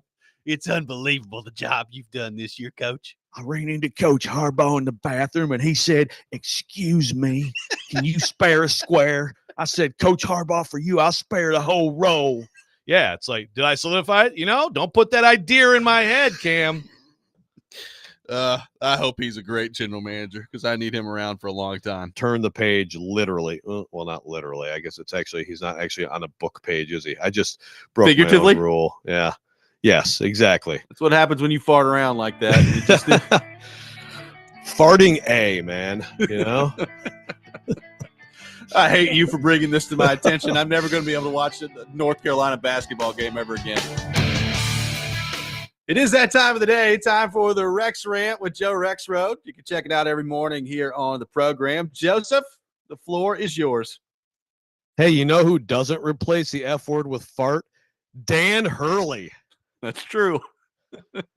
I just can't let this go, okay? I just can't let this go because there's an analyst on ESPN who, first of all, I'm a Virginia Tech fan for people who don't know. So I very much rooted for Seth Greenberg when he was Virginia Tech coach. Didn't quite work out, but he did pretty good work. And I like his analysis a lot. And like all these, look, these analysts who were former coaches, some are better than others at like keeping their personal biases out of it. They're all friends with a bunch of these guys, right? I mean, let's be real. Yeah. So like there's at times there's going to be a certain over defensive people and things like that. Greenberg sometimes just gets away. And the thing is, now I know that Bill is technically coach. He was an assistant coach at Duke, but for the most part, he's been a lawyer and he's been an ESPN analyst, right? But it's amazing. They're friends. They do game day together. And it's amazing to at times see when they get arguing. And typically it's because Billis is telling it like it is and is saying things that need to be said. And Greenberg is just making ridiculous excuses for people. I mean, he's like Greenberg has gone way overboard ripping Kentucky fans about Calipari. And it's like, yeah, I know, Seth. Kentucky fans shouldn't expect them to ever get to the second weekend for 5 years in a row. You're right. What are these people thinking? Yeah. This thing with Dan Hurley, I mean, I tweeted about it yesterday, but Seth actually says, first of all, if you heard anything, Billis, I think, was on a podcast, and he was just like, Dan Hurley needs to change. He needs to get better. Like, it's like he needs to – this is on him. Seth Greenberg talking about the tunnel being a sacred area. So I know that I've ranted about this already this week. But again, are you kidding me? A sacred area where all the people walk. I mean, it's just insane to try to. What does that even mean? Again, if you're talking about the locker room, I would agree. If the reporter snuck into the locker room and had his little camera going while Hurley's in there screaming at the team about the refs, well, you know what? By golly, get after that reporter. It's the sacred area where I buy popcorn. The sacred area where I urinate in a urinal. What? It's a tunnel where people walk and anybody's allowed to talk to somebody and record something. It's insane. So Danny Hurley, I think he is a great example of, I actually think that he did a big interview, like a post wrap up with local media. And of course he always like, hey, I appreciate you guys for not being like the not Jay Bill, the Skip Bayless wannabe, all this stuff. So there's a lot of accountability. I mean, he understands that, like, and he said a lot of things that I think are good for him, like accountability in terms of, if I hadn't done this, then basically people would be talking about how hard our players fought and all that stuff. Instead, they're talking about me. You're exactly right. That is exactly right. The quote he has here is, quote, if I don't have that emotional outburst, probably all people are talking about is the run we've had and the amazing players. But he also says, first of all, he said, past the tunnel, by the locker rooms, in the hallway where the coaches go, that's for the combatants. That's for the competitors. That's not for the camera phones. You were walking off the court. Do you think people didn't see the video? Like, this whole thing drives me insane. Like, you were coming from the court into the tunnel when this thing happened. And Baylor was walking onto the court. And also, you're wrong. In the hallway, that's open. That is free space for any person who works there, whatever their job is and whatever they need to do. So that's BS anyway. But also, like, again, you're lying about where you were. there always has to be some excuse to go with this. There's no excuse. You said what you said. It was in a public place. You got caught, and now you have to pay for it. So again, I think Dan Hurley gets that he loses it at times, and I think he's a little more complicated than some people think he is. I do think that he is basically the closest thing in this era that we have to Bob Knight. Although Bob Knight, there are a lot of stuff about Bob Knight that was not good. Still a little bit of a flat out difference. not good. Yeah, like Bob Knight, man, there's some problematic stuff with Bob Knight that isn't there with Hurley. But I mean, I feel like he's just about as hated. And again, it's like he has the self-awareness. People have emotional outbursts. I covered a guy who screamed, and they did not say go fart yourself, by the way. Our senior executive assistant, regional manager, producer. But then you have to just throw these excuses in. I appreciate Jay Billis this week just being like, yeah, you, Dan Hurley, you have to be better. And I wish he said that only and didn't try to have to throw in this, what's work for the combatants. Now BS, man. Every now and then I need to stop ranting about this. Every now and then it's okay just to if you're Dan Hurley to come out and say, yeah, I screwed up, man. Like I got caught up in the heat of the moment, and that's what it is. And then the story goes away. Like it just goes away if you do that. Again, like this idea that it's the sacred. That's one of the dumbest things I've ever heard. The sacred space of the tunnel. Like this is stupid. Like just every now and then it's okay to say, yeah, maybe Dan Hurley, every time he loses a basketball game, shouldn't come off the floor yelling and screaming at somebody as if it's somebody else's fault. Let's start there, and then we can work on everything else. Yeah, exactly. Like there's the accountability part of this is if you're always finding someone else who's the boogeyman, the refs, the media, it seems to be a little bit of inability to just look in the mirror. And I don't think again, he's a great coach. Yeah. The guy won the last 2 national championships, but I think that's something that's a big picture thing to work on there. I would agree with that. And also that is if you're going to do the job and you're going to be a college basketball analyst, I understand that you're a former coach and you've got some relationships here, but if you're going to do the job, do the job and be an analyst and take the bias out of it. If you're not going to do that, then don't do the job. That would be my advice to Greenberg. Yeah. And look, it's just, some people are better than others. Like a guy like Fran Fraschilla, who I think he's actually going to become Kansas's radio guy or radio analyst. I think he does a great job. He's friends with all these guys, but he doesn't go overboard, especially shaking his finger at fans about stuff. That's really what it comes down to. But I just think I think Jay Billis is one of the best analysts in any sport. And one of the big reasons is because he's not afraid to piss somebody off. And I think that's you look around and that is unfortunately that's in a little bit shorter supply than it should be in that world. We'll have Charles Robinson from Yahoo Sports coming up next. We'll get his thoughts on the Titans and all things NFL. Check out this week's Nashville's Best Deal. It's Boomba's Pizza and Watch Bar just in time for the NCAA tournament. Score half off a $30 gift card and enjoy their award-winning pizza and handcrafted beverages. Visit them in Nashville, Spring Hill, or Murfreesboro, and visit theGameNashville.com/deals while supplies last. This is Robby and Rexrode, 102.5, 106.3, The Game.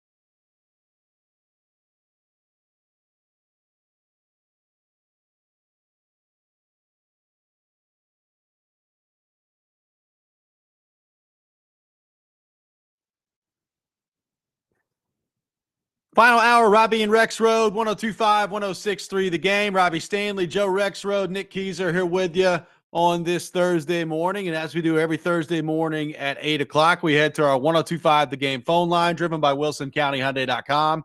And welcoming our friend Charles Robinson from Yahoo Sports. Charles, good morning. How are you? I'm doing well, gents. How you doing this morning? Doing awesome, man. Appreciate you taking time to be with us. So, Charles, Russell Wilson signs with the Giants on a one-year deal. You got Jameis Winston, who also signed in New York over the weekend. And then there's still Cam Ward and the potential to move up to number 1 overall that could be out there as well. So where do you come down on what the Giants have done at quarterback and what that either means or maybe doesn't mean in terms of their interest in moving up to number 1 to go try and grab Cam Ward? Yeah, well, I see everybody pulling the plug on the Giants. They're like, oh, this is, they got, Jameis is their number 2 and Russell Wilson's their number 1. So they're out of the quarterback market. I don't agree with that at all. First off, a number of teams played 3 quarterbacks in the 2024 season. So it's for teams to prepare to have players, especially players with experience at all 3 quarterback positions, or at least talent at 1, 2, and 3 on their quarterback depth chart. I don't think is unusual, particularly for a Giant staff that is like their jobs riding on the line in 2025. So you don't want to be caught shorthanded in any way, shape, or form at the quarterback position in 2025. And, so when they signed Russ, I mean, first off, you're talking about an incentive-laden deal. If you just want to look at the base numbers, for what Jameis they're on the hook for with Jameis and Russ next year, you're basically talking about $14.5 million. And then when you talk about NFL rookie salaries, let's say at the number 1 overall pick or at the number 3 overall pick in year 1 of their deals, that's going to range between about $7.3 and $7.8 million. So let's say the Giants trade up to 1, select a quarterback, Cam Ward, or they stay at 3, select a quarterback, which would probably be Shedeur Sanders at 3. Your total outlay at quarterback in 2025 would be about $21 million. Total bargain for a starting quarterback in the NFL for a single season. Really sub the median midline for what starting quarterbacks make. So that's really the way you have to look at it. Just because there are bodies there, you really have to add the salaries. And to most anyone across the league that looked at it, they're looking at it saying, yeah, Russ, that's not really a true starting quarterback number, even with incentives added into it, where maybe he can push it to, around $17-18 million based on playing time.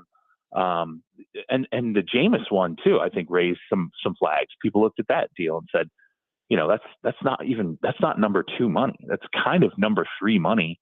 It doesn't take the Giants out of this scenario at all. And what I think is really interesting is when you went back, and I addressed this when I wrote about Cam Ward's pro day a few weeks ago, if you talk to people in Cam Ward's circle, they felt pretty convinced that the Giants were going to make a run at the number 1 pick in the draft, that there was going to be, if not a trade that happened where the Giants moved up to 1, there was going to be a pretty significant effort that took place. And the feel I got was, pay attention to the NFL owners meetings, which obviously is coming up in the next week.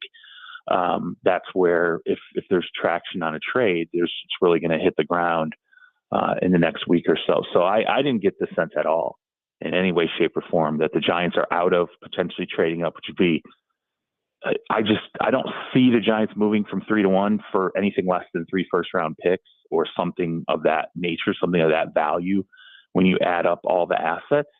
And I don't see, if they stay put, I don't see them being out of the market for a quarterback at number 3 as well. And, we could talk about this. I got to tell you, the Browns, weird stuff going on with the Browns at 2. Like just a weird, you can feel it. You can feel something weird is going on with Cleveland at 2. Well, first of all, 3 first-round picks sounds insane to me. I mean, like I don't think there's any way they're doing that. So I mean, I hear everything you're saying about the financial investment. I still find it weird just because like, Well, you know, you kind of have it set up to go Russ, and then you got Jameis as your backup, and it seems like a settle on that as a lineup, you know, but I think I agree with you. I think it's more likely than not that you stay put at 3. And if let's say they like Shador, if Shador's 3, they're at 3. They look at that very closely. That it's not necessarily just sticking with the 2 quarterbacks that they have. And here's the thing too, we don't know, and this is really key, what ownership's role is in this. Don't think that whatever happens is very John Mara inspired, particularly after everything that went on with Saquon last offseason. I don't think there's any question that Mara wants the quarterback situation resolved. Part of the thorn that I think really stuck in his side as an owner was he felt like the equation that weighed itself out and ended up with Saquon off the team was that Daniel Jones was supposed to be this resolution at the quarterback position.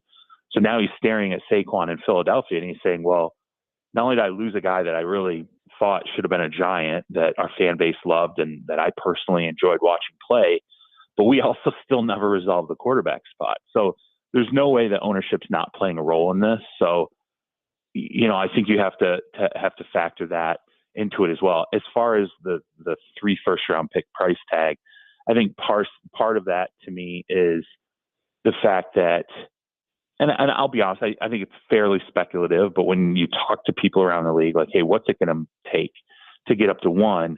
I think part of it is that Cam Ward, I mean, opinions vary, but I think people think that Cam Ward has showcased a little bit better than maybe what was initially thought. And I told you before on the show, I've always said this idea that it was Cam and Shador and then a gap between the rest of the quarterbacks was not accurate. It was Cam, a gap, then Shador, then another gap, and then the rest of the quarterbacks. But I do think that that's played out in the process. And when I talked to people who were at the pro day for Cam Ward, you know, they said, look, it's the consensus opinion I got was it's typical, you know, look, it's a pro day. Nobody wants to get over their skis on this whole thing, but that he checked all the boxes. I think there were I talked to some guys that were really happy with just sort of his demeanor. I never really talked to him as a person and really liked what they walked away with after interacting with him a bit personally in a less, you know, sit down environment. And then, you know, when he worked out on the field, they were just very impressed with his ability to quickly get the ball out, especially on short to intermediate stuff. That he's like, one guy said to me, it reminds me of Rodgers a little bit, like his ability to flick his wrist and get a pass off inside 15 yards with no time. Like if you got to get it out, this guy can get it out. And obviously with the arm strength, that's decent. And as one guy said to me, you know, he said, you know, he's a little doughy, and he said, but it's not a bad thing. He said, I think he's his fitness. And he said, it happens with quarterbacks. He's going to get stronger on the NFL level. And he said, and in a way that his arm will get stronger as his overall fitness level gets better. It happens with quarterbacks. And he said, you know, it's good that he's already got a strong arm, but he thinks it could even get better at the next level. That's very interesting. So the Browns what the heck are they doing? Is it like, I mean, is it still possible to get Cousins? Like what are they? They're just throwing out all kinds of misinformation. So here, I'll give you, this is so interesting to me. So yesterday, somebody in the Browns media market comes out and says a Dak Prescott trade is in the works, right? As they're negotiating with the Cowboys about trading for Dak Prescott. On his face, immediately, the second I saw it, I'm like, this is just stupid. Like, this is stupidity. What are we doing here? Like, this is ridiculous. This is crazy. This is just absolutely ludicrous. So I ignore it, right? But as time goes on, you start to get text messages and people are like, is this real? Like, what's going on? And you're like, and I'm like, are you kidding me? Like, we have to address this? Like, seriously?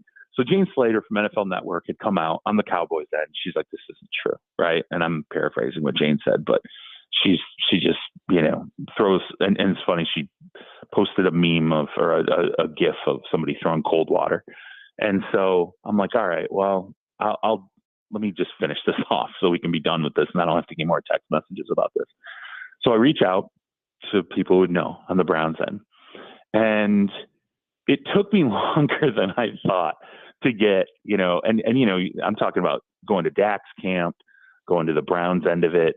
I'm like, okay, it'll be easy to finish this off. It took longer than I thought. And I started to get nervous because I'm like, is this real? Like, is there some traction here? Of course there wasn't. Then it all kind of comes in an avalanche where it's a multitude of people who are like, this is totally stupid. Don't waste any time with this. This is, I don't know who said this, but it's a joke. So I tweet out, don't want to have to, deal with this or even really put any time or effort into it. But here, look, from Brown's perspective, there's no Dak talks, there's no trade. This is totally ridiculous. But as the day played on, and you start to talk to different people, I mean, what I gathered is the Browns are not displeased with quarterback ambiguity right now. I think they kind of like that there's BS out there in the system regarding them and the quarterbacks, which means they're up to something. There's something going on with the Browns. And I reached out to other people particularly people that are tied into the quarterback market. And I'm like, explain this to me. Like, what's going on there? Because they don't have a starting quarterback right now. And it's not necessarily easy to just plug a starting quarterback in there unless they're taking Shedeur at 2, because I think the Titans take Cam Ward at 1. If they're or the Giants trade up and take Cam Ward at 1, it's hard for me to envision them taking Shedeur at 2 or even spending the capital, to move up from 2 to 1. And there's just no answers out there in the system. I'm talking when you talk to agents, when you talk to teams, everybody that has sort of skin in the game when it comes to the quarterbacks does not have a great idea of how exactly the Browns are going to resolve their starting quarterback situation. Now, the Falcons held on to Kirk Cousins. I have felt all along that, hey, they're going to, at some point, want to deal Kirk. Kirk has a no trade in his contract. I know that Kirk does not want to go anywhere until after the draft because he doesn't want to get into a Michael Penix situation again where he would go somewhere before the draft and then they draft a quarterback. But here's the thing about the Falcons. When you talk to people inside the Falcons franchise, it does not sound like they're going to get rid of Kirk. It sounds like the owner, Arthur Blank, is sitting there and he is convinced, I'm just going to hang on to this. I already paid the money. It's crazy. Yeah, $27.5 million in 2025. It sounds insane, but I'm hard-headed. We have our starting quarterback. I've already paid it. I'm not going to pay to make somebody else's team better. We'll just hang on to him unless we get some kind of overwhelming offer. So I think there's a very good chance Kirk stays in Atlanta as a backup. It's an insane situation. We talk about it. It'll be one of the biggest stories in training camp. But to me, that removes an element for the Browns when it comes to their quarterback spot. So in a way, I've told you guys before, I think Shedeur is the story of the draft. I think it's Shedeur and the Browns now. And I don't think they're necessarily tied together. I just think they're two entities where I don't know for sure where Shedeur Sanders is going to go in the NFL draft. And I don't know what the Cleveland Browns are going to do at number 2. And I don't think I'm alone. So, Charles, we saw basically the entire organization at Cam Ward's pro day for the Titans. Yeah. So I guess my question to you is this: how much of an appetite do you think that there still is to trading the number 1 pick, and how much have the Titans do you think decided that Cam Ward's their guy? Like they are locked in to Cam Ward. I thought it was interesting that they sent the media contingent, the in-house media contingent. And I say that because in the past few years, when I felt like a team has been locked in on who their pick is going to be at number 1 overall, you see them send not only the motorcade of basically everybody in the organization from a front office and coaching standpoint, they also send a very healthy contingent from their inside media arm. And I think that's because they know who they want. They're going to generate a lot of content, both leading up to the draft and after the draft with this individual player.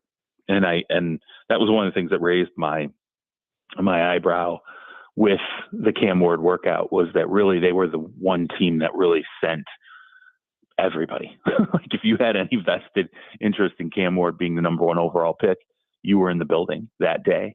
And so, I think I think the way that Cam ultimately worked out, and then when you just talk to people around the league who are like, look, they're clearly out on Levis. There's no doubt. I think Will Levis, by the way, I think he will be available. I think if teams want to call the Titans, they will listen to any kind of trade offers on Will Levis going into the draft and during the draft.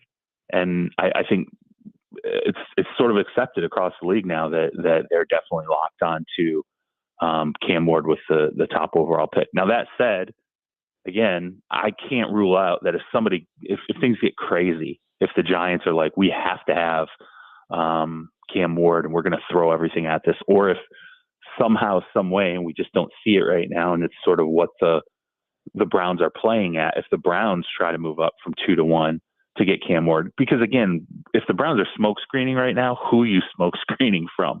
The Giants, right? I mean, like, who are you really? Why do you care what anybody else thinks about whether or not you're going to take Shedeur Sanders at 2, unless you're sitting there looking at the Giants going, well, actually we're the ones that are in on Cam Ward.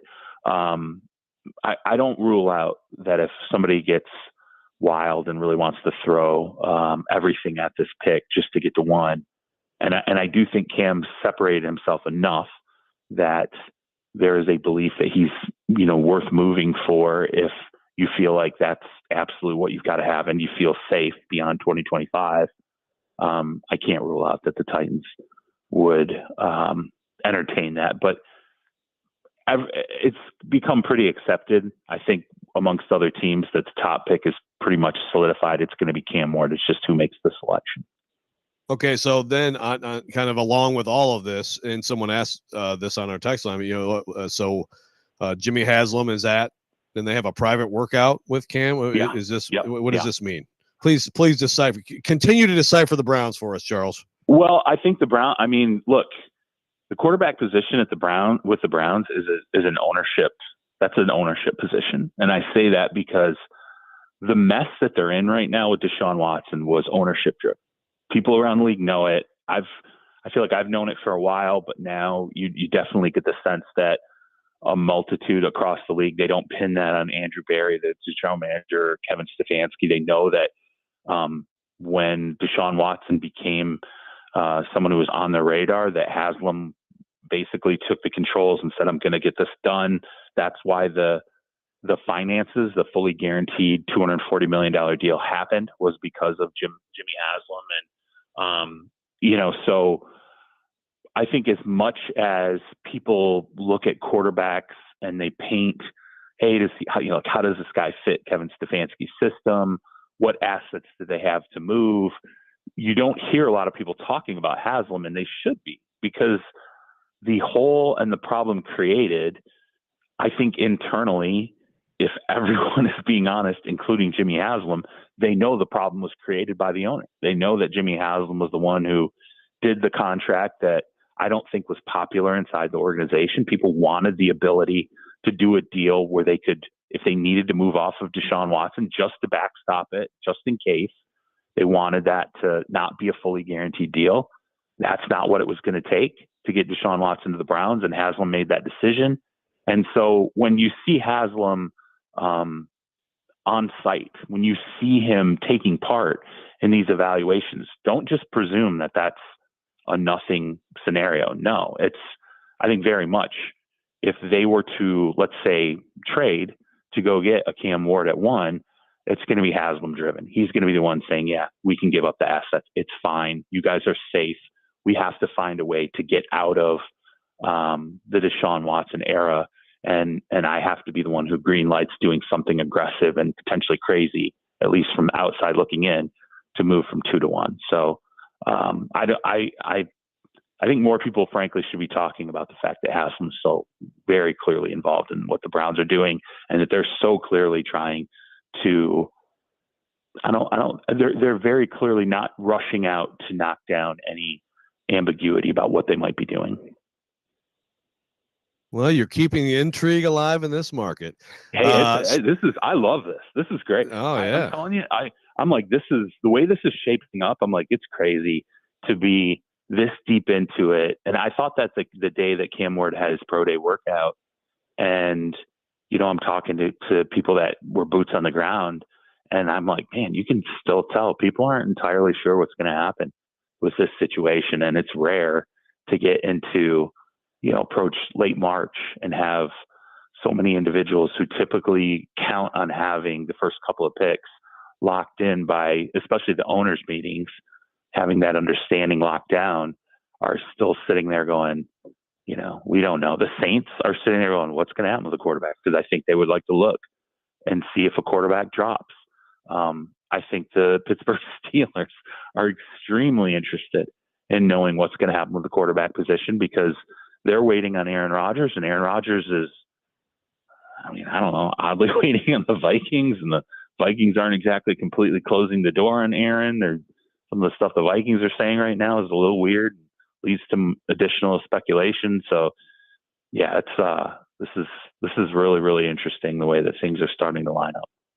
So another, I guess, staying in this market, but a different topic, Charles. Robby Boren let go by the Titans. Just, yeah, I don't know if there's any thought from you, first of all, on him at league wide, if you can put in perspective, definitely, the job he does, but also if there's any reaction to that league wide, what do you think it says about the Titans? Oh yeah, absolutely. I mean, it's a pretty close knit community when you talk about heads of communications for teams, and particularly for individuals who have been with franchises for an extended period of time. It's rare for someone to last, 15, 20, 25 years, almost 30 years with an organization. And you're talking about, Robby Boren in that respect. And, I tweeted out that, to me, it's surprising, because certainly that's never part of what I ever thought was an issue or a problem with the organization. And I guess the way I've always measured it, and 2 decades plus of covering the league, I've had heads of communication, heads of PR who I felt were monumentally just problematic, unfair, always trying to spin things, or who you just didn't you thought were just peddling BS, basically, if I to be blunt about it. And then you felt like, okay, there's people who are fair. You don't necessarily always agree with how they might approach how something's being covered by the media, or maybe the availability of certain individuals in the franchise, or just sort of how they act as a gatekeeper. But they're fair. You have some wins, you have some losses, and you just figure, okay, that's an honest broker that is the point person you deal with a franchise. That's Robby. And so it's a little surprising, to me, or very surprising when you see them part company with him, because it's again, not perceived. I look at it as, I live in Houston. There was a PR guy by the name of Kevin Cooper, and everybody who ever came through to deal with the Houston Texans looked at him as an asset, and looked at him as someone who was not there as a deterrent, was not necessarily there to do our jobs for us, but was there to go, okay, let's talk about whatever you're coming in, into the fold as a media member. Let's talk about how we can coexist in this space together in a way that is both good for the team and allows reporters to do their jobs. And to me, that's Robby. So when that happened, my text had really piled up late, and I piled up pretty considerably. I got to it a little bit late in terms of, I think it was 12 hours after it happened. But there were multiple people in his position across the league who were like, wow, what's going on? That's crazy. And it's unfortunate. It really is. It's just unfortunate. But I will also say, I've been around long enough to see when regime change happens. I have seen, new regimes come in, and they just want a person who they feel like is aligned with how they want to put information out, who they feel like they trust internally just because they know that person. And that's ultimately what makes the difference. When I covered the Lions, They had a very, very long time head of PR, and literally my first year in, one day I walked in and that individual was gone and there was a new individual, and I was like, what just happened? And part of it was money. It was a cheaper, younger person, but it was also a person that I felt like Matt Millen, when he took over as a general manager of the Lions, frankly, he could, for lack of a better term, push this person around and dictate, here's how information is going to come out of our organization now. And that point person was like, okay, fine, cool. Didn't have any issue at all with trying to negotiate with the people who hold the keys in the franchise. When Kevin Cooper got let go with the Houston Texans, it was very clear. His biggest problem was that he actually tried to negotiate with the people who held the keys, with, the coaching staff, and they didn't like that. That really bothered them. They were like, no, they wanted someone who just agreed whatever they wanted to go. That's how it was going to go. And that's why Kevin Cooper was out of a job. So it's a long diatribe there. It's one of those things where it's definitely someone who, at least I personally felt, and you guys can, add to this or kind of reflect on it however you want, but I felt like he was an asset. He wasn't a bad thing for that franchise. He was a very solid, good thing for that franchise. So, and that's an outsider's perspective, by the way. I'm not there every day. So, yeah. No, you're right. You're dead on. Yep, dead on as usual. Charles Robinson joins us every Thursday morning at 8:00. Charles, great stuff, man. Thanks for being with us, and we'll talk to you next week. All right, sounds good. Have a good day, guys. Yes, sir. Charles Robinson, our guest. We'll react to what Charles had to say there. Coming up next, take your thoughts, 615-737-1025. Robby and Rexrode, 1025, 1063, The Game.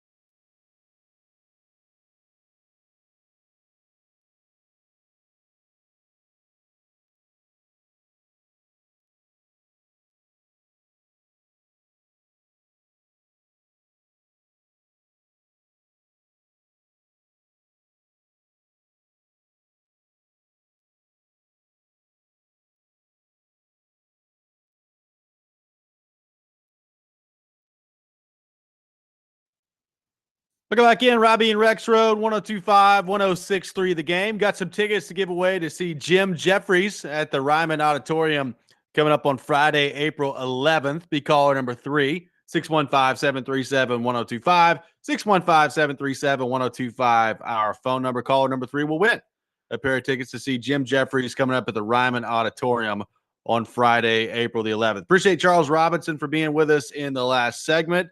Joe, interesting thoughts that he had there on the Cam Ward front as it related to the Titans and, the inside media showing up to the event and how he took note of that. What'd you make of what Charles had to say on the Titans, the Cam Ward front, and the idea of the number 1 pick still being in play? Well, yeah, I think, Charles, I think that's a good perspective from Charles on, the move with Robby and everything. And it kind of confirms, the league-wide view. I got to say, did Charles, I don't know, maybe you're different from me. Like, has Charles reopened the door of possibilities? Is there actually going to be some wild move to number 1 from somebody to come get Cam Ward? Are the Titans actually going to listen and potentially still bail out of there? I don't know. I mean, Charles, that's a hell of a job by Charles of carnival barking the draft right there, man. Like, yeah. I'm like, geez. I mean, the Browns stuff is interesting. And I don't know. I hear what he's saying on the Giants, but it seems to me like they're probably the team that's like, yeah, someone fall to us and then we'll consider it. Right. Whereas, I don't know, man. Do the Browns absolutely fall in love with Cam Ward and say, hey, the Titans are about to take him? I think we have to see what they will consider to move down a spot.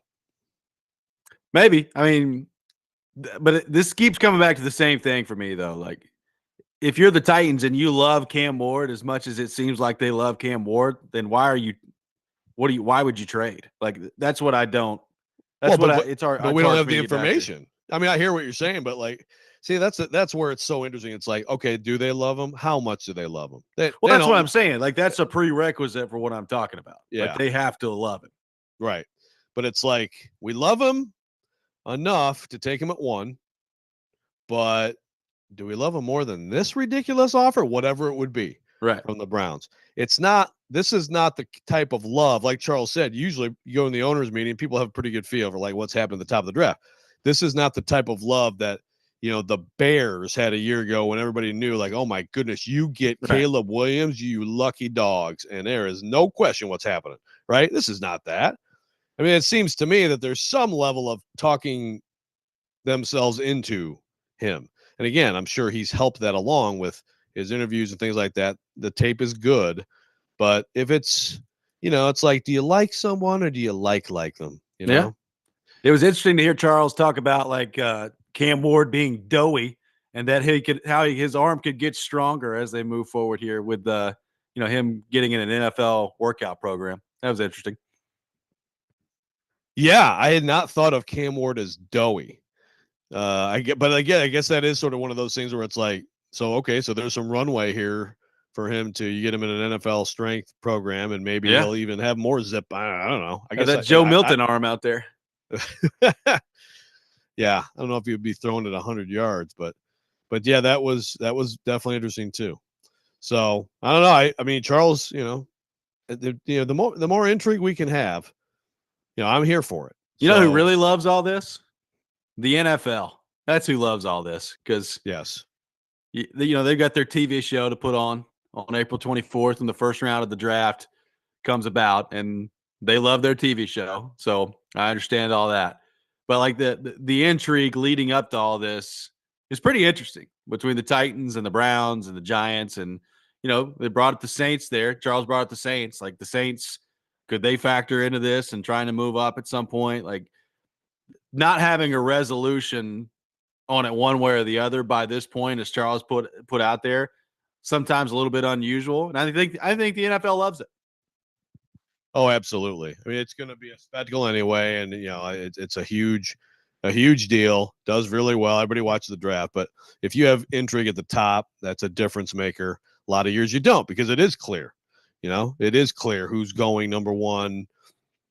and the team. There's no way this team would consider moving. Indy Ben, good to see Indy Ben, says Titans are taking Ward. I'm not even considering a trade down. It's become clear no one's given a haul for a QB who would have been drafted behind J.J. McCarthy last year. It's why the Giants signed Wilson and Winston.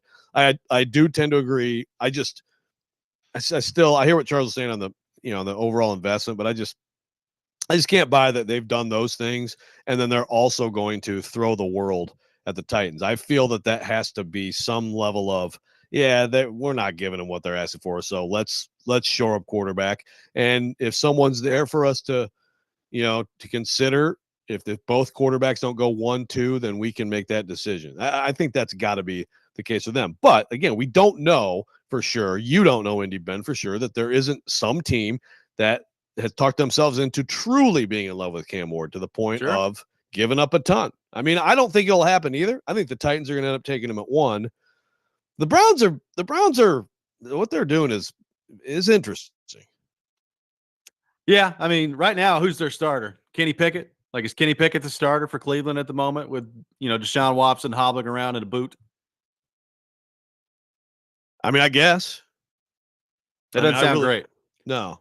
Again, I was hopeful.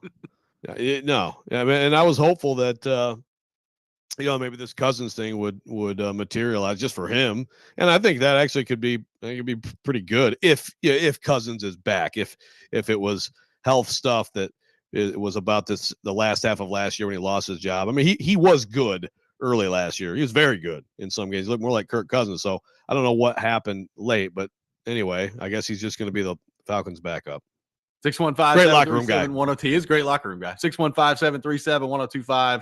Our phone number. 1025 The Game and Bavarian Beer House have teamed up to give away tickets to see Billy Idol and Joan Jett and the Blackhearts at Bridgestone Arena in the all-inclusive Eurostone Club on Saturday, May 17th. Tune in to Chase and Big Joe today during the 9 o'clock hour for the keyword to text in for your chance to win tickets. Bavarian Beer House located at Opry Mills Mall. Enjoy traditional German beer, brats, giant pretzels, and more in their expansive beer hall and garden. We'll have Pred's Pick to Click coming up next. Be the first caller at 615-737-1025. If you guess a goal scorer tonight, you want a pair of tickets to a future Nashville Predators home game. We'll do that coming up next. Wrap up the show as well on the Thursday edition of Robby and Rexrode, 1025-1063 The Game.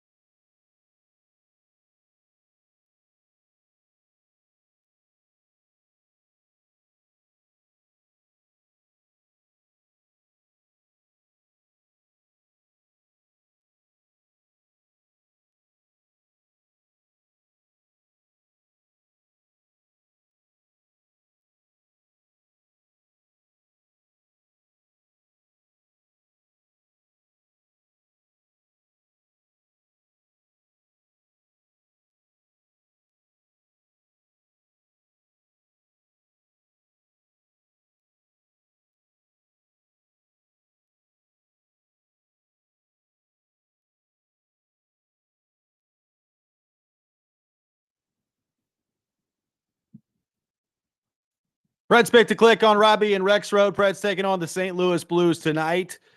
Puck drop at 7 o'clock, pregame 6 o'clock here on 102.5, 106.3 The Game. No change to the standings from last time out. Rexrode in first place with 15 correct answers. The listeners have 11. I am at 7, and Keyser remains at 4. With that in mind, we head to our 102.5 The Game phone line, driven by WilsonCountyHyundai.com, and welcome in Rob to the program. Rob, good morning. Thank you for calling in. Who is your pick to click tonight for the Nashville Predators? Going to go with Philip Forsberg. Going with Philip Forsberg. Thank you, Rob, for the call. So Forsberg off the board. Keyser, you're up first. Your pick to click for the Preds. I'm going to go with Steven Stamkos tonight. Going with Steven Stamkos. Joseph Forsberg, Stamkos off the board. Your pick to click for the Predators. Man, I guess I'll go Marchessault again. All right. Forsberg, Stamkos, Marchessault off the board. I'm going with the hot hand. Give me Evangelista. Evangelista's scoring all the time right now. Had a heck of a 3-game run here, so I'll go Evangelista for the Predators tonight. My apologies in advance to Luke for I guess his that scoring ends coming that. in. Yep. Yes. Sorry, Luke. Sorry, Luke. Appreciate you, buddy. Hey, thanks, Robby. Go fart yourself. Yeah, absolutely. Could be a fun game tonight between the Predators and the Blues. The third time in the last 10 days that they've met. So first two have been very physical. Some big hits. I imagine that'll be the case again here tonight. Joe, as we wrap up the show here today, you know, we've had a lot of conversation about the quarterback, the head coach combo today. Just your final thoughts on the Titans and how you approach this season with Brian Callahan, if indeed Cam Ward is the number 1 overall selection here. Yeah, Brian Callahan needs to have a fair chance to develop him and be the head coach of the Tennessee Titans for a long period of time. I mean, if he has a terrible year as head coach, and I think in particular, if Cam Ward doesn't improve, Cam Ward is bad. You know, I guess if Cam Ward is just bad this year, then you could start to look at just the decision to draft him. But you know, if you don't see progress in that way, and you don't see some progress in the big picture of the Titans, then fine. I mean, I think we could all agree that coaching tenures in this league sometimes are real fast. Sometimes they're 1 year. There certainly are. So there are plenty of examples of 2-year tenures, and so it's fine. It's fair for him to be on the hot seat. But if there's any sort of preconceived notion that Mike Borgonzi has a coach in mind he'd like to bring in or whatever, I just think that's a ridiculous way to go about things. If you're that front office, I think you have to be all in on supporting your coach, all in on supporting your quarterback if you draft him.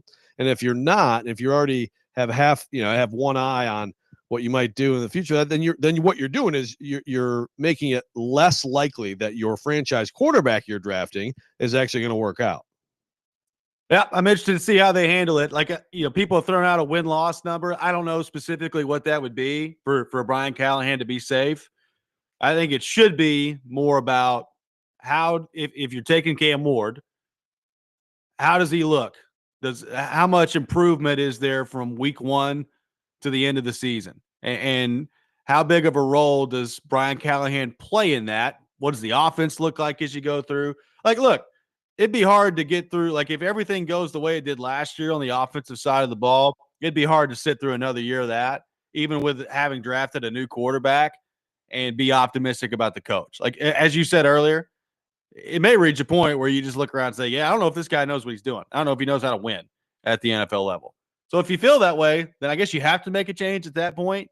But I don't think there needs to be some number that they've got to hit with Cam Ward. To me, if you're drafting Cam Ward and it's about Brian Callahan and that match moving forward, then it's exclusively almost to me about how do he and Ward mesh together, and how good do you feel about the progress that Ward is making after his first year, if that's the way you go. Of course, Joe, I guess this is all moot if the Browns trade up and go. Yeah. So yeah, we opened that we cracked the door open. But yeah, the reason Brian Callahan got this job was to develop quarterbacks. Didn't work out in his 1 year with Will Levis. Yep. Are they saying? I mean, if they're in their mind that that he should be out of here, are they saying that Levis actually is good and Callahan screwed him up? then keep Levis. Maybe Levis is the starter next year. Maybe that's our conclusion. We'll pick it up tomorrow. Robby and Rexrode here on 102.5, 106.3 The Game. Chasing Big Joe coming up next.